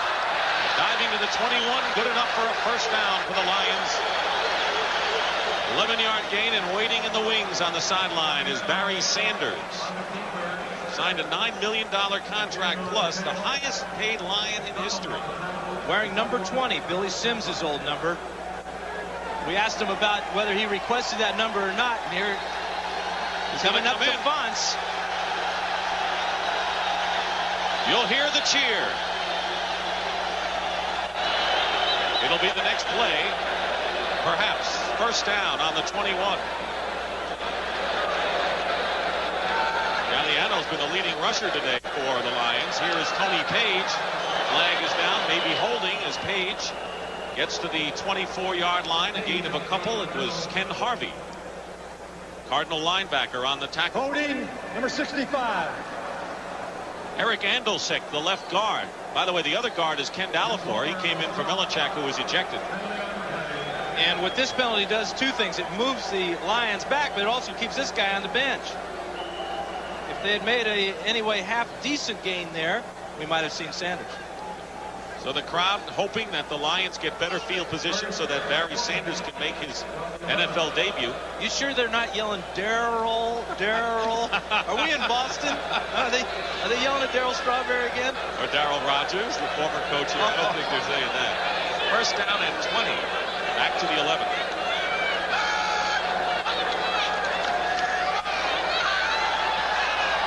Galliano going deep. He was going for Mobley, who was double covered by Mack and Michael Zordich. That'll bring up third down or second down and 20. You know, the Cardinals secondary is doing a wonderful job of sticking with these little quick receivers. Being down on the field before the game, I felt that the Cardinal defensive backs might have trouble because they're so big and physical looking. Whereas you look at the little tiny wide receivers, all these guys 5'9" and 5'7" of the Lions, I felt that these guys have got an advantage because of their size and quickness. Well, Richard Johnson told us yesterday, he says, I think it's an advantage being 5'8". Yeah, he feels that he can get off the bump and run on the line of scrimmage, but what they're not doing is getting open down the field. Carl Painter, number 26 in the back.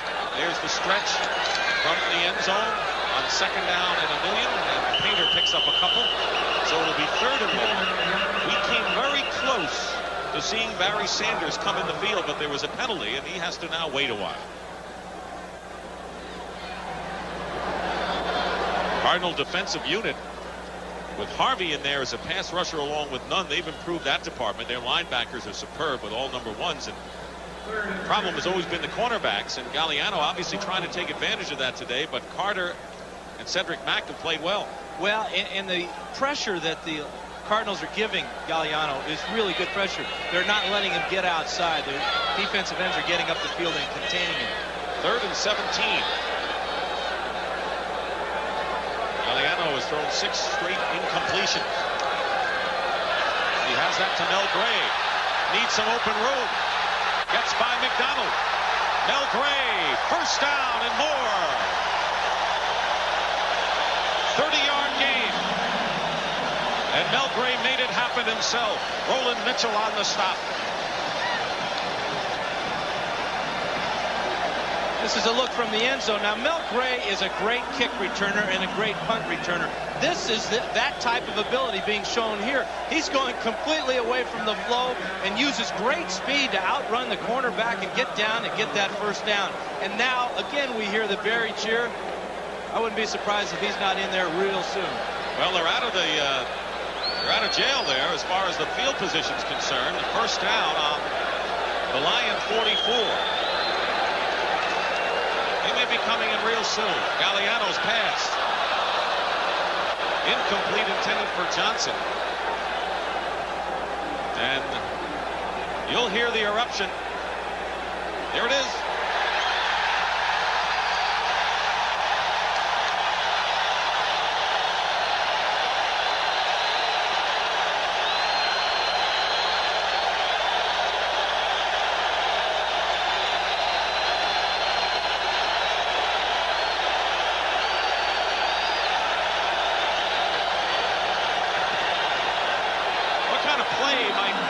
For a Barry Sanders in his debut. Well, they told us about a little play action pass where they'll fake the ball to him on the run and maybe go up top.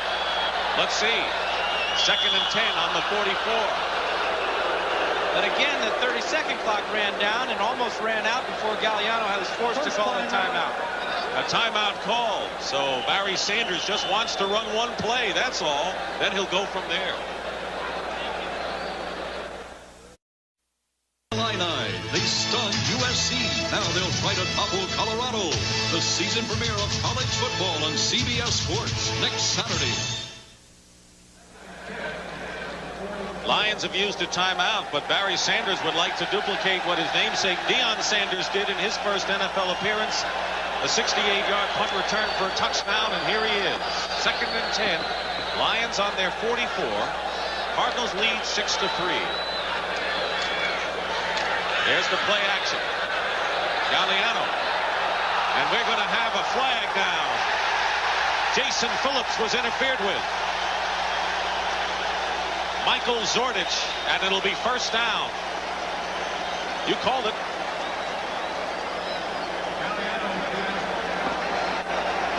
interference, number 38, first down. Well, everybody expected Sanders to get the ball. This is a great call. Little fake here. Sanders getting out of the way. And now a fine pass. And Zordich going up over the top. Just got too much helmet of Jason Phillips that time. Jason Phillips, only 5'7", was tall enough that time to get the call for the pass interference. But the Lions have a first down on the Cardinal 29 with 5:25 to go in the third quarter. Phillips goes in motion. Here's Sanders with his first carry. Listen to him.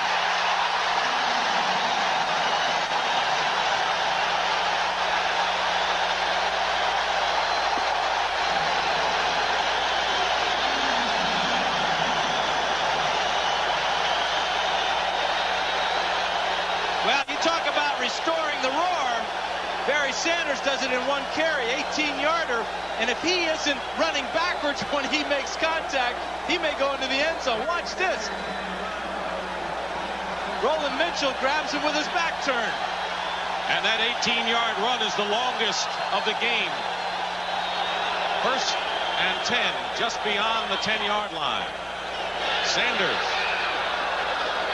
gets maybe a yard or two. This 40,000 crowd, or whatever they are, we did not get the official attendance figures yet. Sounds as if there are 70,000 here. They're very excited, and they were on their feet for that last play to get a better look at Barry Sanders. In his NFL debut, Barry Sanders, who just signed the other day, comes into the game with 5:32 to go in the third quarter, and on his first carry gets 18 yards for the Detroit Lions. That was a yawn of anxiety right there. Yeah. He's not tired or bored, that's for sure. I don't think so. Second and 8. Richard Johnson in motion. Again, Sanders inside the 5. It'll be third and short. But already you can tell that Barry Sanders looks like he's a runner. This is what the Lions want to do when they get inside the 20-yard line. They want to run the ball. They weren't successful on their first drive. They had to settle for a field goal.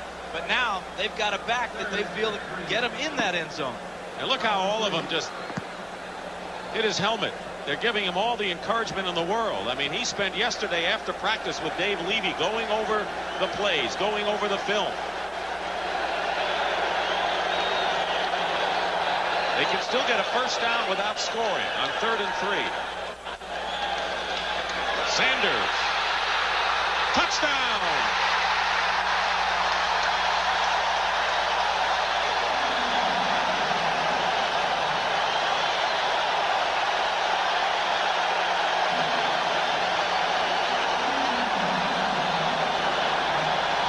From the end zone, Barry Sanders is going to shake off 2 tackles here. Here's Mike Zordich.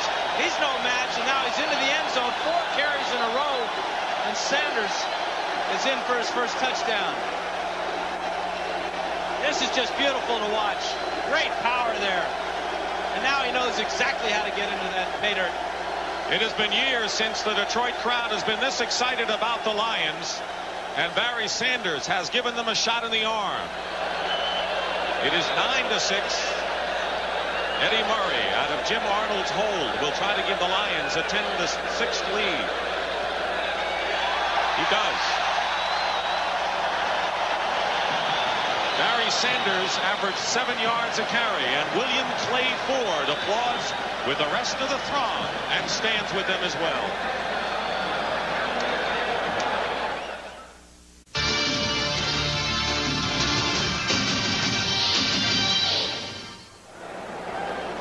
The Silverdome is still buzzing over the debut of Barry Sanders, who has given the Detroit Lions a 10-6 lead with 3:01 to go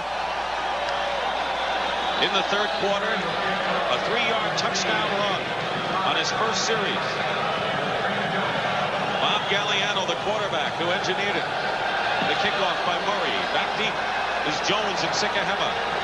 Sikahema at the goal line. Takes it out to the 22-yard line. Keith Karpinski on the stop. It was a 9-play, 90-yard scoring drive, and it was Barry Sanders' 18-yard run that set it up. And tremendous excitement in what has always been a great sports town, Dan, and all they want is a team with enthusiasm and a team that has a chance to win. Well, they're on a roll, this town. You know, their basketball team didn't do too poorly this year either. That's what I heard. Yeah, and Sanders is going to make sure that this Lion football team gives these fans something to cheer. We got a penalty against the Cardinals, so everything's going right for the Lions at this point. But keep in mind, it's going right, but it's still a close game at 10-6.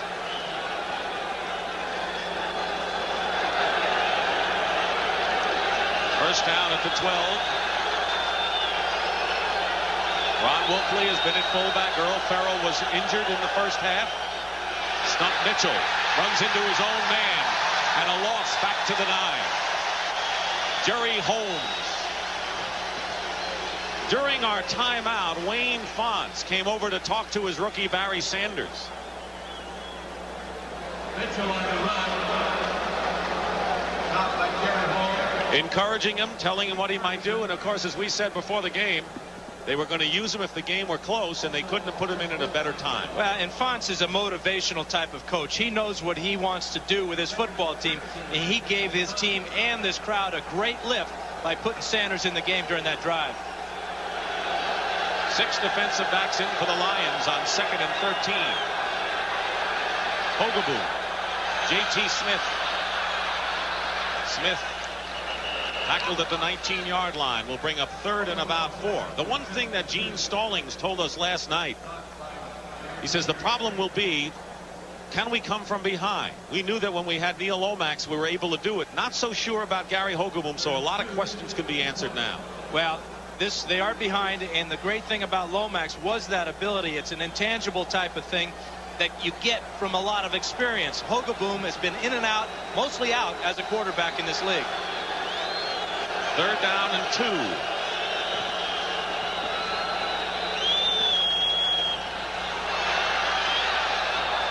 And J.T. Smith with another great catch and a first down, getting the Cardinals out of trouble to the 39-yard line. A 19-yard gain. Benny Blades on the stop, and Smith is having a tremendous afternoon. Well, what he gives Hogaboom is a real safety blanket here. Nice little pick play by the Cardinals as JT gets off inside. This is a great catch, but this is what I like at the very end. He goes head-to-head with Benny Blades and gets the best of it. 33 years old going against a 22-year-old. That's being a real pro. 8 catches for 102 yards today by J.T. Smith. 1st and 10 at the 39 for the Cardinals. Hogaboom has Wolfley, and he is down just short of the 45-yard line as time is running out here in the 3rd quarter. An electrifying 3rd quarter provided by Barry Sanders, the Heisman Trophy winner, who in his NFL debut after signing just the other day scored his first touchdown to give the Lions a lead. Hogaboom continues to impress me, Dick, because he had a terrible start of this game, missed his first 4, and he's hit almost everything in sight since. They get off one more play. Stump Mitchell gets into Lion territory and has a first down as the 3rd quarter ends. And that is the end of the 3rd quarter with a score. The Detroit Lions 10, the Phoenix Cardinals 6. We now pause for a word from your local station. Field goal by Ed Murray and Barry Sanders' touchdown run. Historic. Meanwhile, a first down for the Cardinals on the Lion 49. Gary Hogaboom up the middle. And J.T. Smith finally doesn't catch one. He's been tremendous all afternoon. I get a feeling that JT realized that if he makes this grab, he's got some room to run with it afterwards. Sometimes even the old pros take their eye off the ball at the last second. He might have been guilty of that time. But as a former quarterback, we're all impressed with what Barry Sanders has done to light up the crowd. But Gary Hogaboom has stayed cool, calm. I mean, we have not had a turnover or an interception by him or by the Lions either. I'm really impressed with the way he's responded to the challenge. Cincinnati leading Chicago. Tampa Bay had that lead narrowed by Green Bay in the 4th. 2nd down 10. Stump Mitchell gets a big hole and lost his footing and is short of a first down by less than 2 yards. Mitchell at 30 years of age, and Dan talked about his shoulder surgery, and Still the chief back along with Farrell, but certainly a team that without great speed in the backfield. What they have, though, is a really a never say die attitude. You saw Mitchell crawling for that extra yard, knowing where the chains were, how much he needed to get it, doing everything in his power to get it. He also stepped out of a pretty good tackle by Michael Kofer there. Mitchell may not have the speed he once had, but he still has the quickness, and that's more important.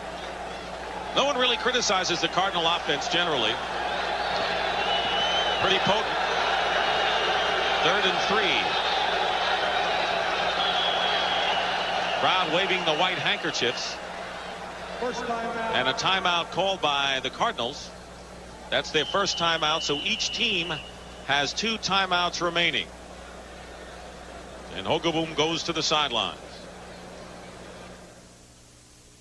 Is 10-6 in favor of the Lions in the first minute of the 4th quarter. And Dan, a lot of electricity here, but the Cardinals seem to me to still be the calm machine offense here. Well, they're a veteran team. They've got a lot of pride in that team. You know, that offensive line is a tight-knit group.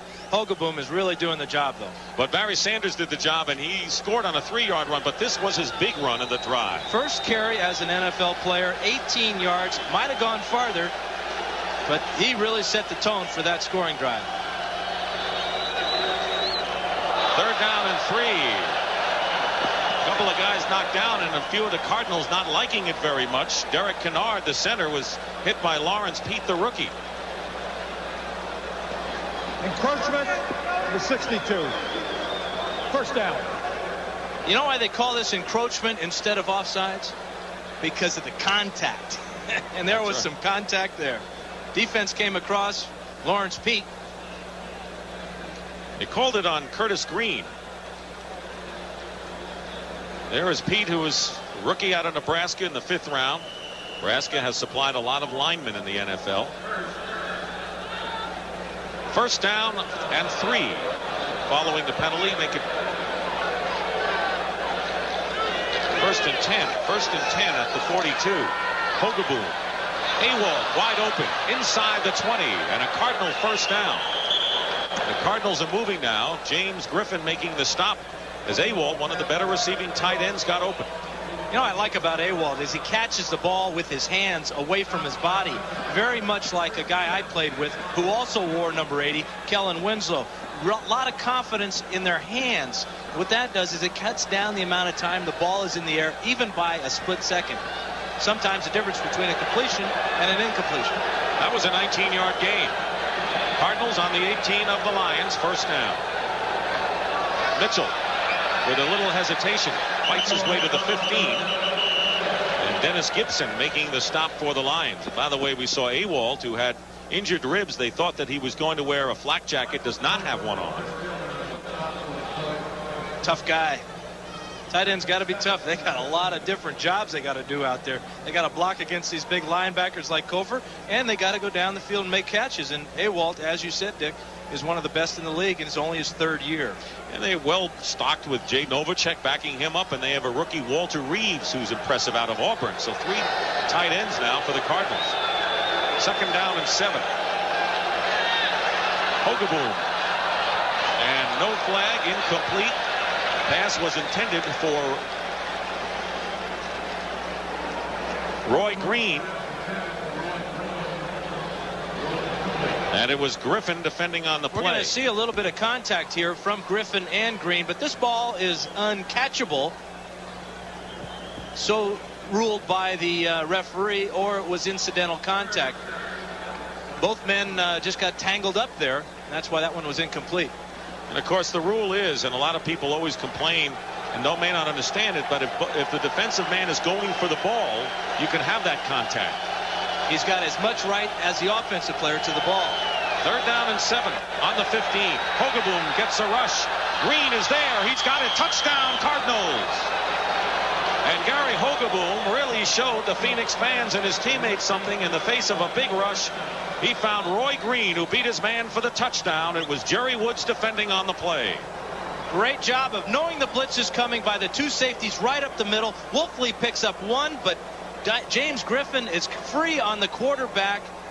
That looks a lot like Neil Lomax to me. That's the type of play that he's made many, many times. Roy Green getting around Jerry Woods for the touchdown. Al Del Greco looking to give the Cardinals a 3-point lead early here in this fourth quarter.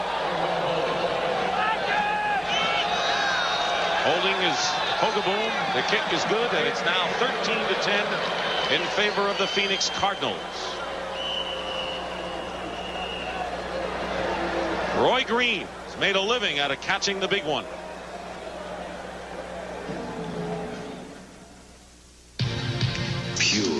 Neil Lomax, and of course the silver stretch offense for the Lions. Al Del Greco kicking off. Mel Gray at the 5. Changes direction beautifully and is ridden out of bounds by Jay Taylor. We're going to take a look at the touchdown to Roy Green on the chalkboard. This is Bruce McNorton on the blitz, and this is James Griffin on the blitz. Watch Wolfley come in, pick up one of them. But Griffin is free on the quarterback, and Hogaboom just does a super job of laying this one out for Roy Green, Mr. Reliable, in the end zone.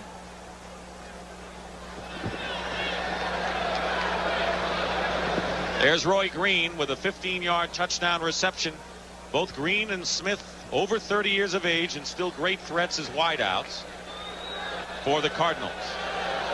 1st and 10 at the 34. Barry Sanders in the game at running back for the Lions, who now trail by 3. Inside handoff to Mel Gray. Gray gets beyond the 40. First time that play has been run today, and a pickup of nearly 5 yards.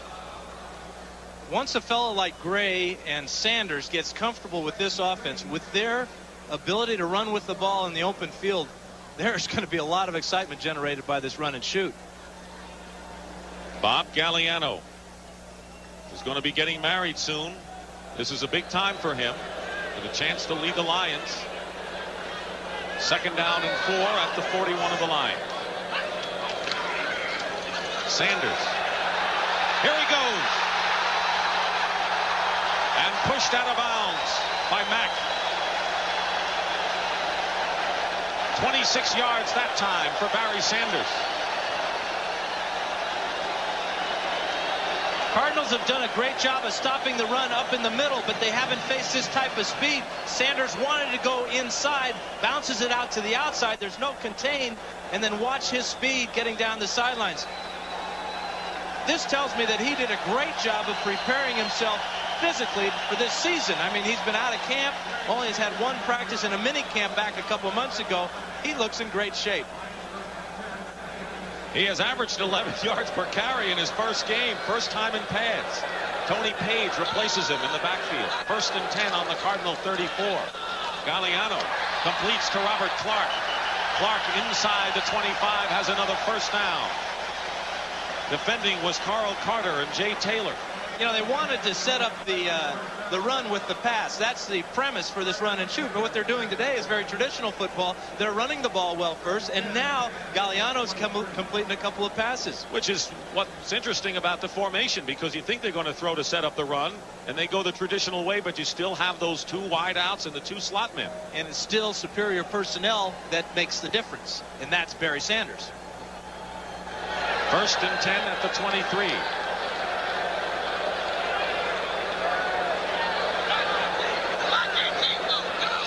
3 seconds on the clock.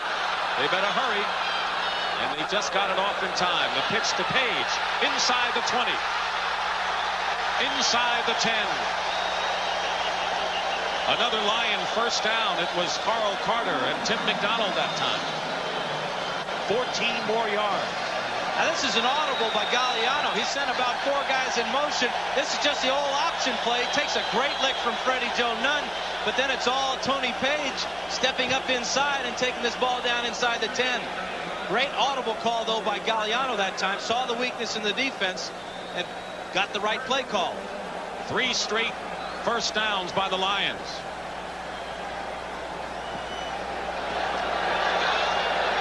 Sanders is back in there. 1st and goal at the 9. Here's Sanders, and Clasby grabs a hold of him and doesn't let go as Sanders gets to the 5, a gain of 4. We have not had this kind of excitement here in years. Lions have had a rich football tradition. They've also had their bottomless well moments. They're coming off one of those, but they're definitely coming off for sure. Well, the owner is standing up giving a standing ovation to one of his ball players. You don't see that very often in the NFL. His money, Mr. Ford's money, was well spent, I gotta believe. Reviving the thrills that Billy Sims gave these fans. Sims wore the same number, of course. Second down. Sanders. He'll lose this time. And great pursuit by the Cardinals. Tim McDonald coming up from strong safety. And that'll be third down and goal. And McDonald, who had a rough start. He came from the West Coast, wasn't happy to be drafted by the Cardinals, broke his ankle in his first year, and has come to enjoy his status as the best player in the secondary on this team. And captain of the defensive football team, an honor voted by his teammates. Only his third year. That's a great honor. Third and goal at the 6. They spread the offense. Clark wide to the right. Galliano to Clark. Incomplete. Good coverage that time by Jay Taylor. Rookie from San Jose State. He was all over Robert Clark. That'll bring up fourth down, and Eddie Murray will come in to try to tie the game. Jay Taylor's the shortest of the Phoenix defensive backs at 5'9". Clark not much taller at 5'11", but that's wonderful coverage. Oh, you just can't get any better than that. So Arnold will be holding for Murray, who kicked a 30-yard field goal to give the Lions their initial lead of the game. This is to tie. And the kick is good. 23-yard field goal by Ed Murray. He was called Ed in college. Now they call him Eddie. Normally they go the other way around. In any event, we have a 13-13 game. A great number of years also. It's unusual for a kicker to stay with the same team for a long time, and Eddie Murray, you know, he's been here a bunch of years. Yes, Rich Camarillo and those people. Yeah. By Sikahema on the 6. Out past the 25 to the 28-yard line. Victor Jones. Earl Farrell on crutches with a sprained ankle. Came out of the game in the second quarter, Dan. You know, you look at a guy's face and you can pretty much tell when they're getting taped up or something on the sidelines or getting looked at by the doctors and trainers. You can tell by looking at the expression on a player's face that just how he's feeling, and that didn't look very good for Earl Farrell. Benny Blades went out of the game, had x-rays on his neck with the collision with J.T. Smith. He has made 10 tackles in this game. Lions are pleased he's back in there. First down on the 28. Play fake. Intercepted by William White. Lions ball. It was off Awalt's hand. And William White with the first turnover of the game. Hogaboom throws this ball behind Awalt. He wanted to get it to him right now, but White had good coverage. Now he just gets it behind him a little bit too much, and that's really just being unlucky. You've heard of interceptions that are unlucky, but Awalt, if he wasn't trying very hard, that ball wouldn't have been intercepted. He could have just let it go by, and there would have been no interception. But he was trying to make the catch, tipped it up in the air, and White was there for the pick. First career interception. Hogaboom threw it, and William White made it. He replaces Devon Mitchell, the free safety who was let go by the Lions. First and 10 on the Lion 48. Barry Sanders, the running back. Play fake. Freddie Joe Nunn giving chase. Galliano is pushed out of bounds at the 49 of the Cardinals. We have 7:46 remaining in the fourth quarter here at the Silverdome. Both teams are aching for a victory on opening day. The Cardinals, after having lost their last 5 last year, after they were in first place, and the Lions, who are trying to restore the roar, and they've done that today. And I keep getting the feeling from the Cardinals is that what's going to happen to us next? They've lost 3 games in the preseason on the very last play of each of those games. And now they're in a real dogfight now. The game is tied. The Lions have got momentum. They got Barry Sanders in there. The Cardinals have got to be wondering a little bit about their own fortunes. And the Lions also have Eddie Murray. And a timeout for the Lions. Again, down on that 30-second clock. Second timeout. And that can be tough in a 42nd timeout. close game. The Lions now have only 1 timeout left, and in a close game, you never want to be left with just 1. Coming up next on CBS Sports, it's the men's final of the U.S. Open Tennis Championship. Top-seeded Yvonne Lendl against Boris Becker, the second-seeded player. 1 against 2. That's the way it should be. Well, that's good seeding, isn't it? I mean, the guys that make the seeds, they picked it right this time. Should be an outstanding final. Becker has always had problems on the U.S. Open court. Lendl has always dominated there, but we'll see what happens today. San Francisco in front. Rams have stretched their lead against Atlanta.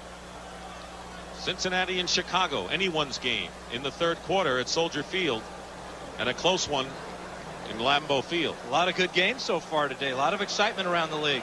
By the way, we understand the Cowboys have gained only 8 yards rushing through 3 quarters. Where's Herschel? They're really relying on Troy's arm today, huh? 2nd down and 7 on the Cardinal 49. I wonder whether they're going to call Jason Phillips for drawing the Cardinals offside. I think that our center, Kevin Glover, down there for the Lions, didn't snap the ball when he was supposed to. He had everybody moving except the ball to the quarterback. False start on the center. That's it. 2nd down, number 53. You got it. How can they call false start when he's the only guy that didn't start, though? He would say it's a true start. It's the only one. Yeah, I got the ball, fellas. When I hike the ball, then we play. But nobody's going anywhere till I hike. 10 penalties assessed against the Lions. I used to just tell the center, bend over and shut up.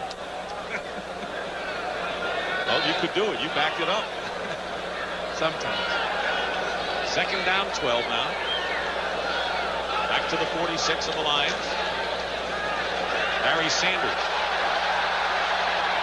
What impressed me on that run is the way he protected the ball. The Cardinals were trying to jar it loose. Ken Harvey made the stop at the 47 of Phoenix. We talked about Sanders' thighs. Well, he's got great strength in those thighs. Watch him pull out of this tackle from Freddie Joe Nunn. Great cutback, and now the strength of those big thighs pulls away from one of the better tacklers and better athletes in the game. He has carried 8 times for 66 yards and has outgained the entire Phoenix rushing corps. And we're talking about some heavy hitters in Farrell and Mitchell. 3rd and 4. Galliano with time. And the pass is dropped by Jason Phillips, the rookie from Houston. And that'll bring up 4th down. The look says it all for Galliano. Well, it really does. 3rd down, you've got to convert it. It's not that easy to do. You got to get great pass protection for your quarterback. Quarterback's got to read the defense and deliver the ball. The receiver's job, simple. Catch it. Lions having trouble doing that today. Jim Arnold will be kicking it away with exactly 7 minutes to go. Sikahema goes deep.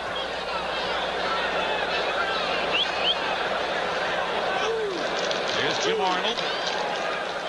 Both punters have been superb this afternoon.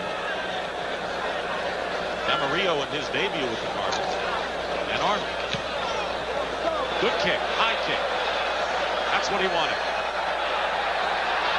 But the Lions can't keep it in bounds as the ball bounds away. A 46-yard kick, and Arnold didn't like the way that rolled. Well, Saturday kicks off another season of college football action on CBS Sports. Boy, 2 teams that scored tremendous upsets and victories in their first game. Well, Jeff George really led the Illini back against USC with 2 fourth-quarter touchdowns. But Colorado looks like they're back as a force in the Big 8. With Oklahoma and Oklahoma State currently on probation, the Buffaloes will battle Nebraska perhaps for a Big 8 Orange Bowl ticket. So college football action starts at 2:30 Eastern next Saturday here on CBS Sports. See what Gary Hogeboom and the Cardinals do. It's 6:48 to go in the 4th. Snump Mitchell gets ahead of steam and rambles out beyond the 30 for a 1st down. Tackled by Jimmy Williams, the linebacker. That's a good start for Phoenix. Well, Phoenix would like nothing more than about a 6-minute drive here of 80 yards. Use up all the clock, get their kicker either in field goal range or take it all the way in. Gene Stallings is a ball control coach, even though he knows he has 2 outstanding wide receivers. First down and 10 at the 31.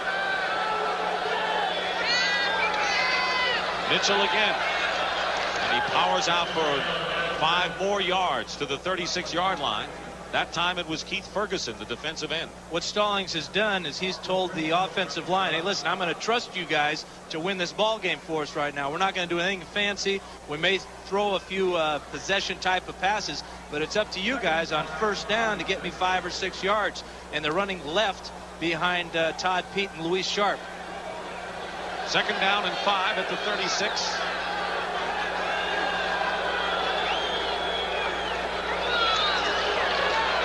Fake and Hogaboom under pressure completes to Ewald. And Ewald is hung up by Griffin, won't get to midfield, but has more than enough for a first down for the Cardinals. A gain of 12 yards. Ewald has been open on virtually every occasion this afternoon, has 4 catches for 65 yards. And he really showed me that he's a heady ball player also. He knows that at this point they do not want to run out of bounds and stop that clock. They want to keep that clock rolling, and right now they're about at the 5-minute mark. He knew he had enough for the first down. No need to struggle for more yards. It's more important to let the clock run out now and hold on to the ball. First down for the Cardinals on their 48. Benny Blades, by the way, is out of the game again. James Griffin has been in there. Quick toss to Roy Green, incomplete, and he was hit hard by Holmes. It'll bring up second down. Well, one thing you can't do as a quarterback is hesitate on a quick hitch to the outside like that. Holmes got the read on Hogaboom, and he almost came up with the interception there. But Terry Taylor acquired from Seattle to shore up the cornerback position for the Lions. Holmes moved from left to the right side. William White, who has the only interception of the game, and so it looks like the Lions secondary, anchored by Benny Blades, who's out of action right now, has been improved. Time remaining.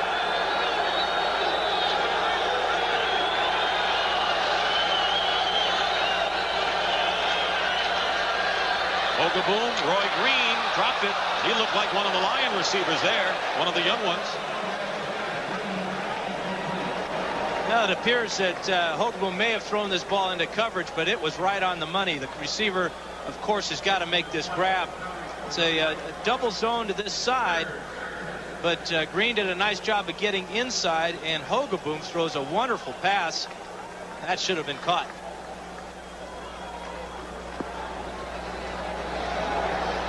Taylor, part of that coverage. He's looking for the ball. It ain't in your hands, Terry. I know that for a fact. Third down and 10. Cardinals on their 48. Novacek in motion. Hogaboom's pass knocked away, and a great defensive play by James Griffin.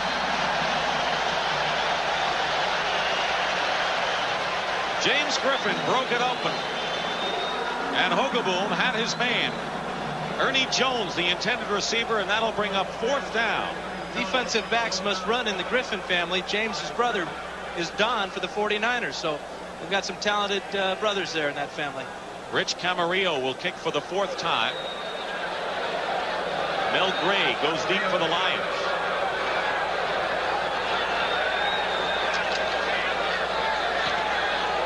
Good kick. Fair catch. Gray fields it at the 9. So with 4:25 remaining in this 4th quarter, the Lions and the Silver Stretch come out for what could be one last shot to try to get Eddie Murray in position to win or even score a touchdown. It's been back and forth like a chess game. Back and forth. We just had the feeling after Ewald's reception there that the Cardinals were in great shape. They were at midfield. They only needed to go maybe 20 yards or so to get Del Greco in field goal range. They didn't get it done because the Lions came up with some big plays defensively. Galliano, looking at those numbers, is still only 2 of 10 since the 1st quarter. But I got to wonder how many balls has he had dropped today. Quite a few. Plenty. 1st and 10 on the 9-yard line. That's a half a wave. Those kids can move up. There's some empty seats. Join the crowd. Here's Gray on the inside handoff. Freddie Joe Nunn slowed him up, and the rest of them clamped down in a gain of about a yard that time. Nunn first, and then it was Jim Waller, the rookie from UCLA. Remember, the Lions have only one timeout left. Freddie Joe Nunn used to play linebacker before they converted him. There he is, number 78 on the left side of the screen in a stand-up position. He's going to just get a little piece of towel here. That's all he gets from Mel Gray. But he's really having a heck of a workout this afternoon trying to stop some of these fellas. That's all he wanted. Look at the blue paint on top of his helmet. You know he's been in there head knocking. 2nd down and 8. Ball at the 11. Galliano's pass. Incomplete. It was intended for Troy Johnson. So it's 3rd down and 11. So Wayne Fonts has a problem here. Bad field position. 3rd down, and could be looking at the Cardinals getting the ball around midfield if he doesn't get it here. Yeah, they have done well, though, throughout the game in 3rd down situations. In fact, it seemed like in that first drive that they had, that was the only play that they were successful on. This, to say the least, is the biggest 3rd down play they'll have all day. Time remaining, 3:37.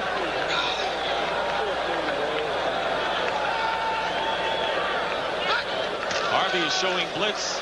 Barry Sanders leaks the line, and he's going to be short of a 1st down as he stopped at the 15. It was Cedric Mack who came up from cornerback to make the tackle. So it'll be 4th down with the clock running, nearly 3 minutes to go. Barry Sanders with a touchdown and the longest run of the day in his debut. But the Lions now have to think of stopping the Cardinals. Jim Arnold will kick from the goal line, and Vi Sikahema goes back.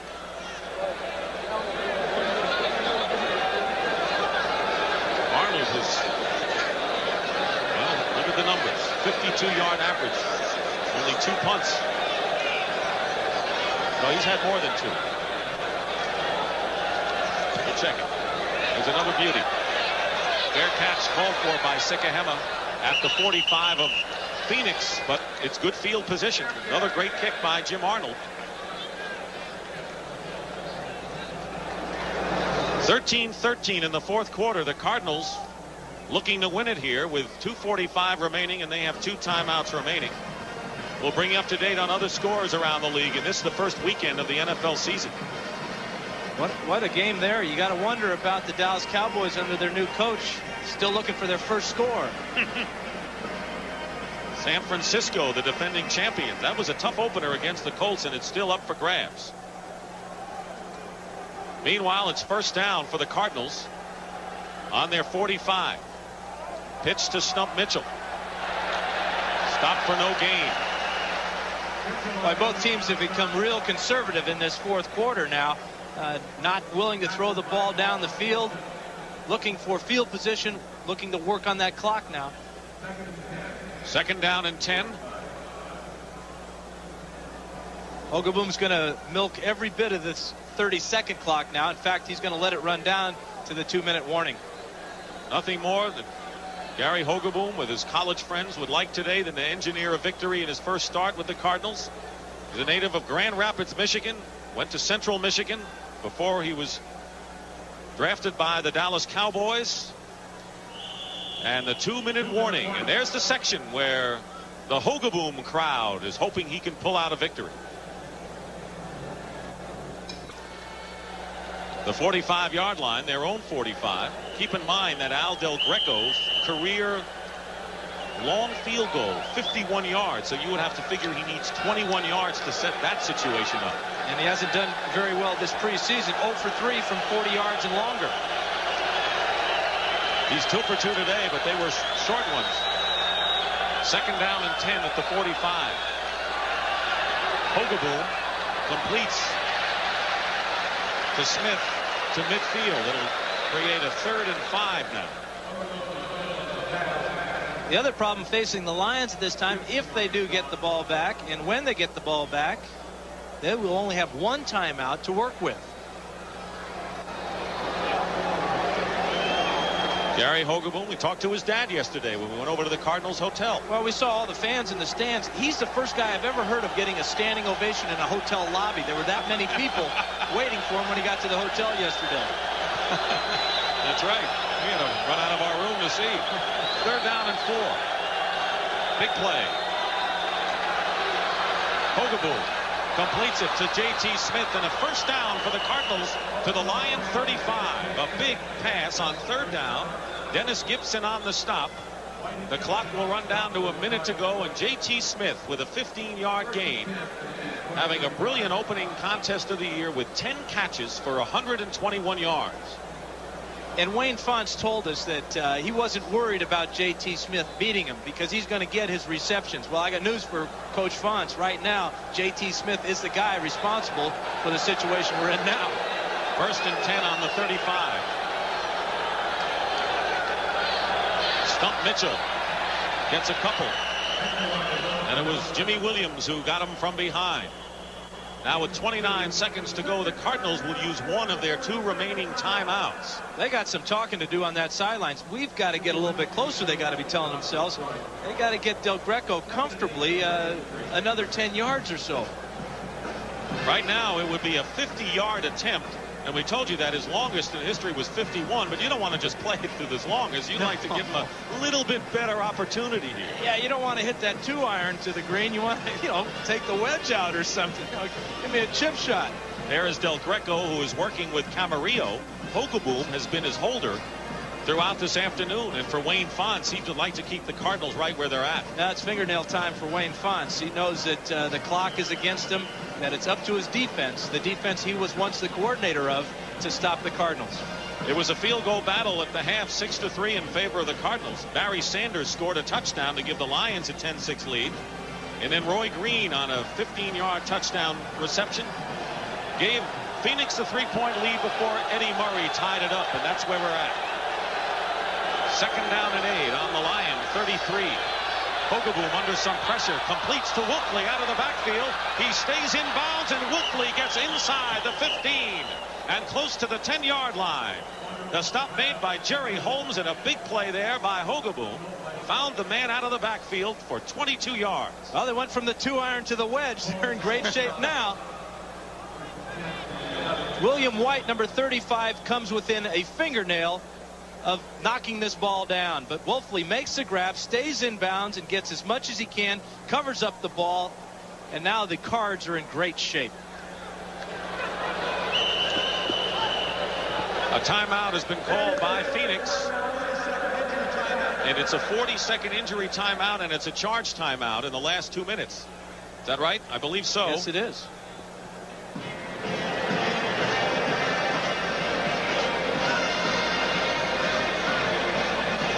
But all that really matters is that the Cardinals have got Del Greco in position where he's got a field goal of about, 20 yards or so, huh?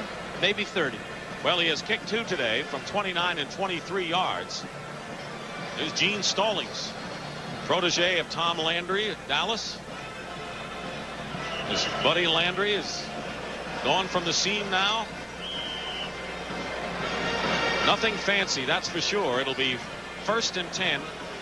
This man feels every loss, every win. I mean, this is a coach that the old emotions are on the sleeve. Remember last year when Butler kicked the field goal for the Bears to beat him and the at Soldier Field? Yeah, he was on one knee.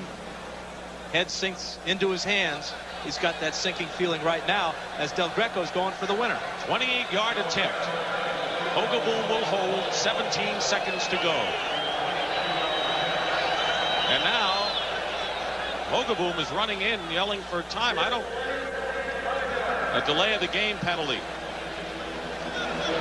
But Gary Hogeboom is steamed.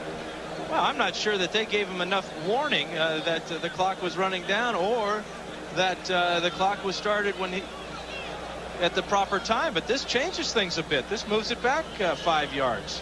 This is no longer that chip shot. Del Greco's got to drive it through from 33 now. Interesting that they're going for the field goal with 17 seconds left to go. Perfect from that distance a year ago. The game on the line. And the kick is good, and the Cardinals have taken the lead. 33-yard field goal by Al Del Greco, and Phoenix jumps in front 16-13 on Al Del Greco's third field goal of the game. And what's left for Wayne Fonts and the Detroit Lions? 13 seconds left. This answers a few questions I had, and I'm sure that the Cardinals ball players and their staff had about Gary Hogeboom. We talked about, well, can he lead them from behind? That's what he did. He led them on this drive while the score was still tied. But in effect, that's as much as being behind as you can get.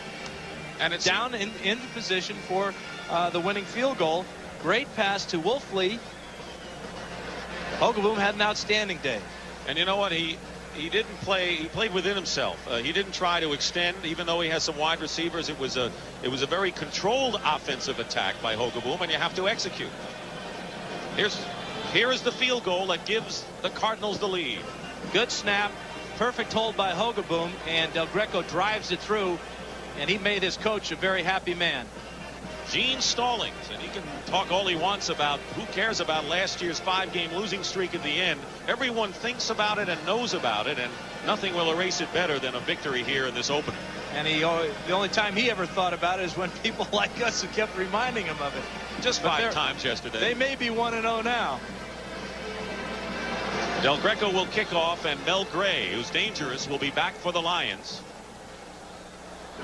13 seconds remain. Cardinals 16, the Lions 13. There's Gray.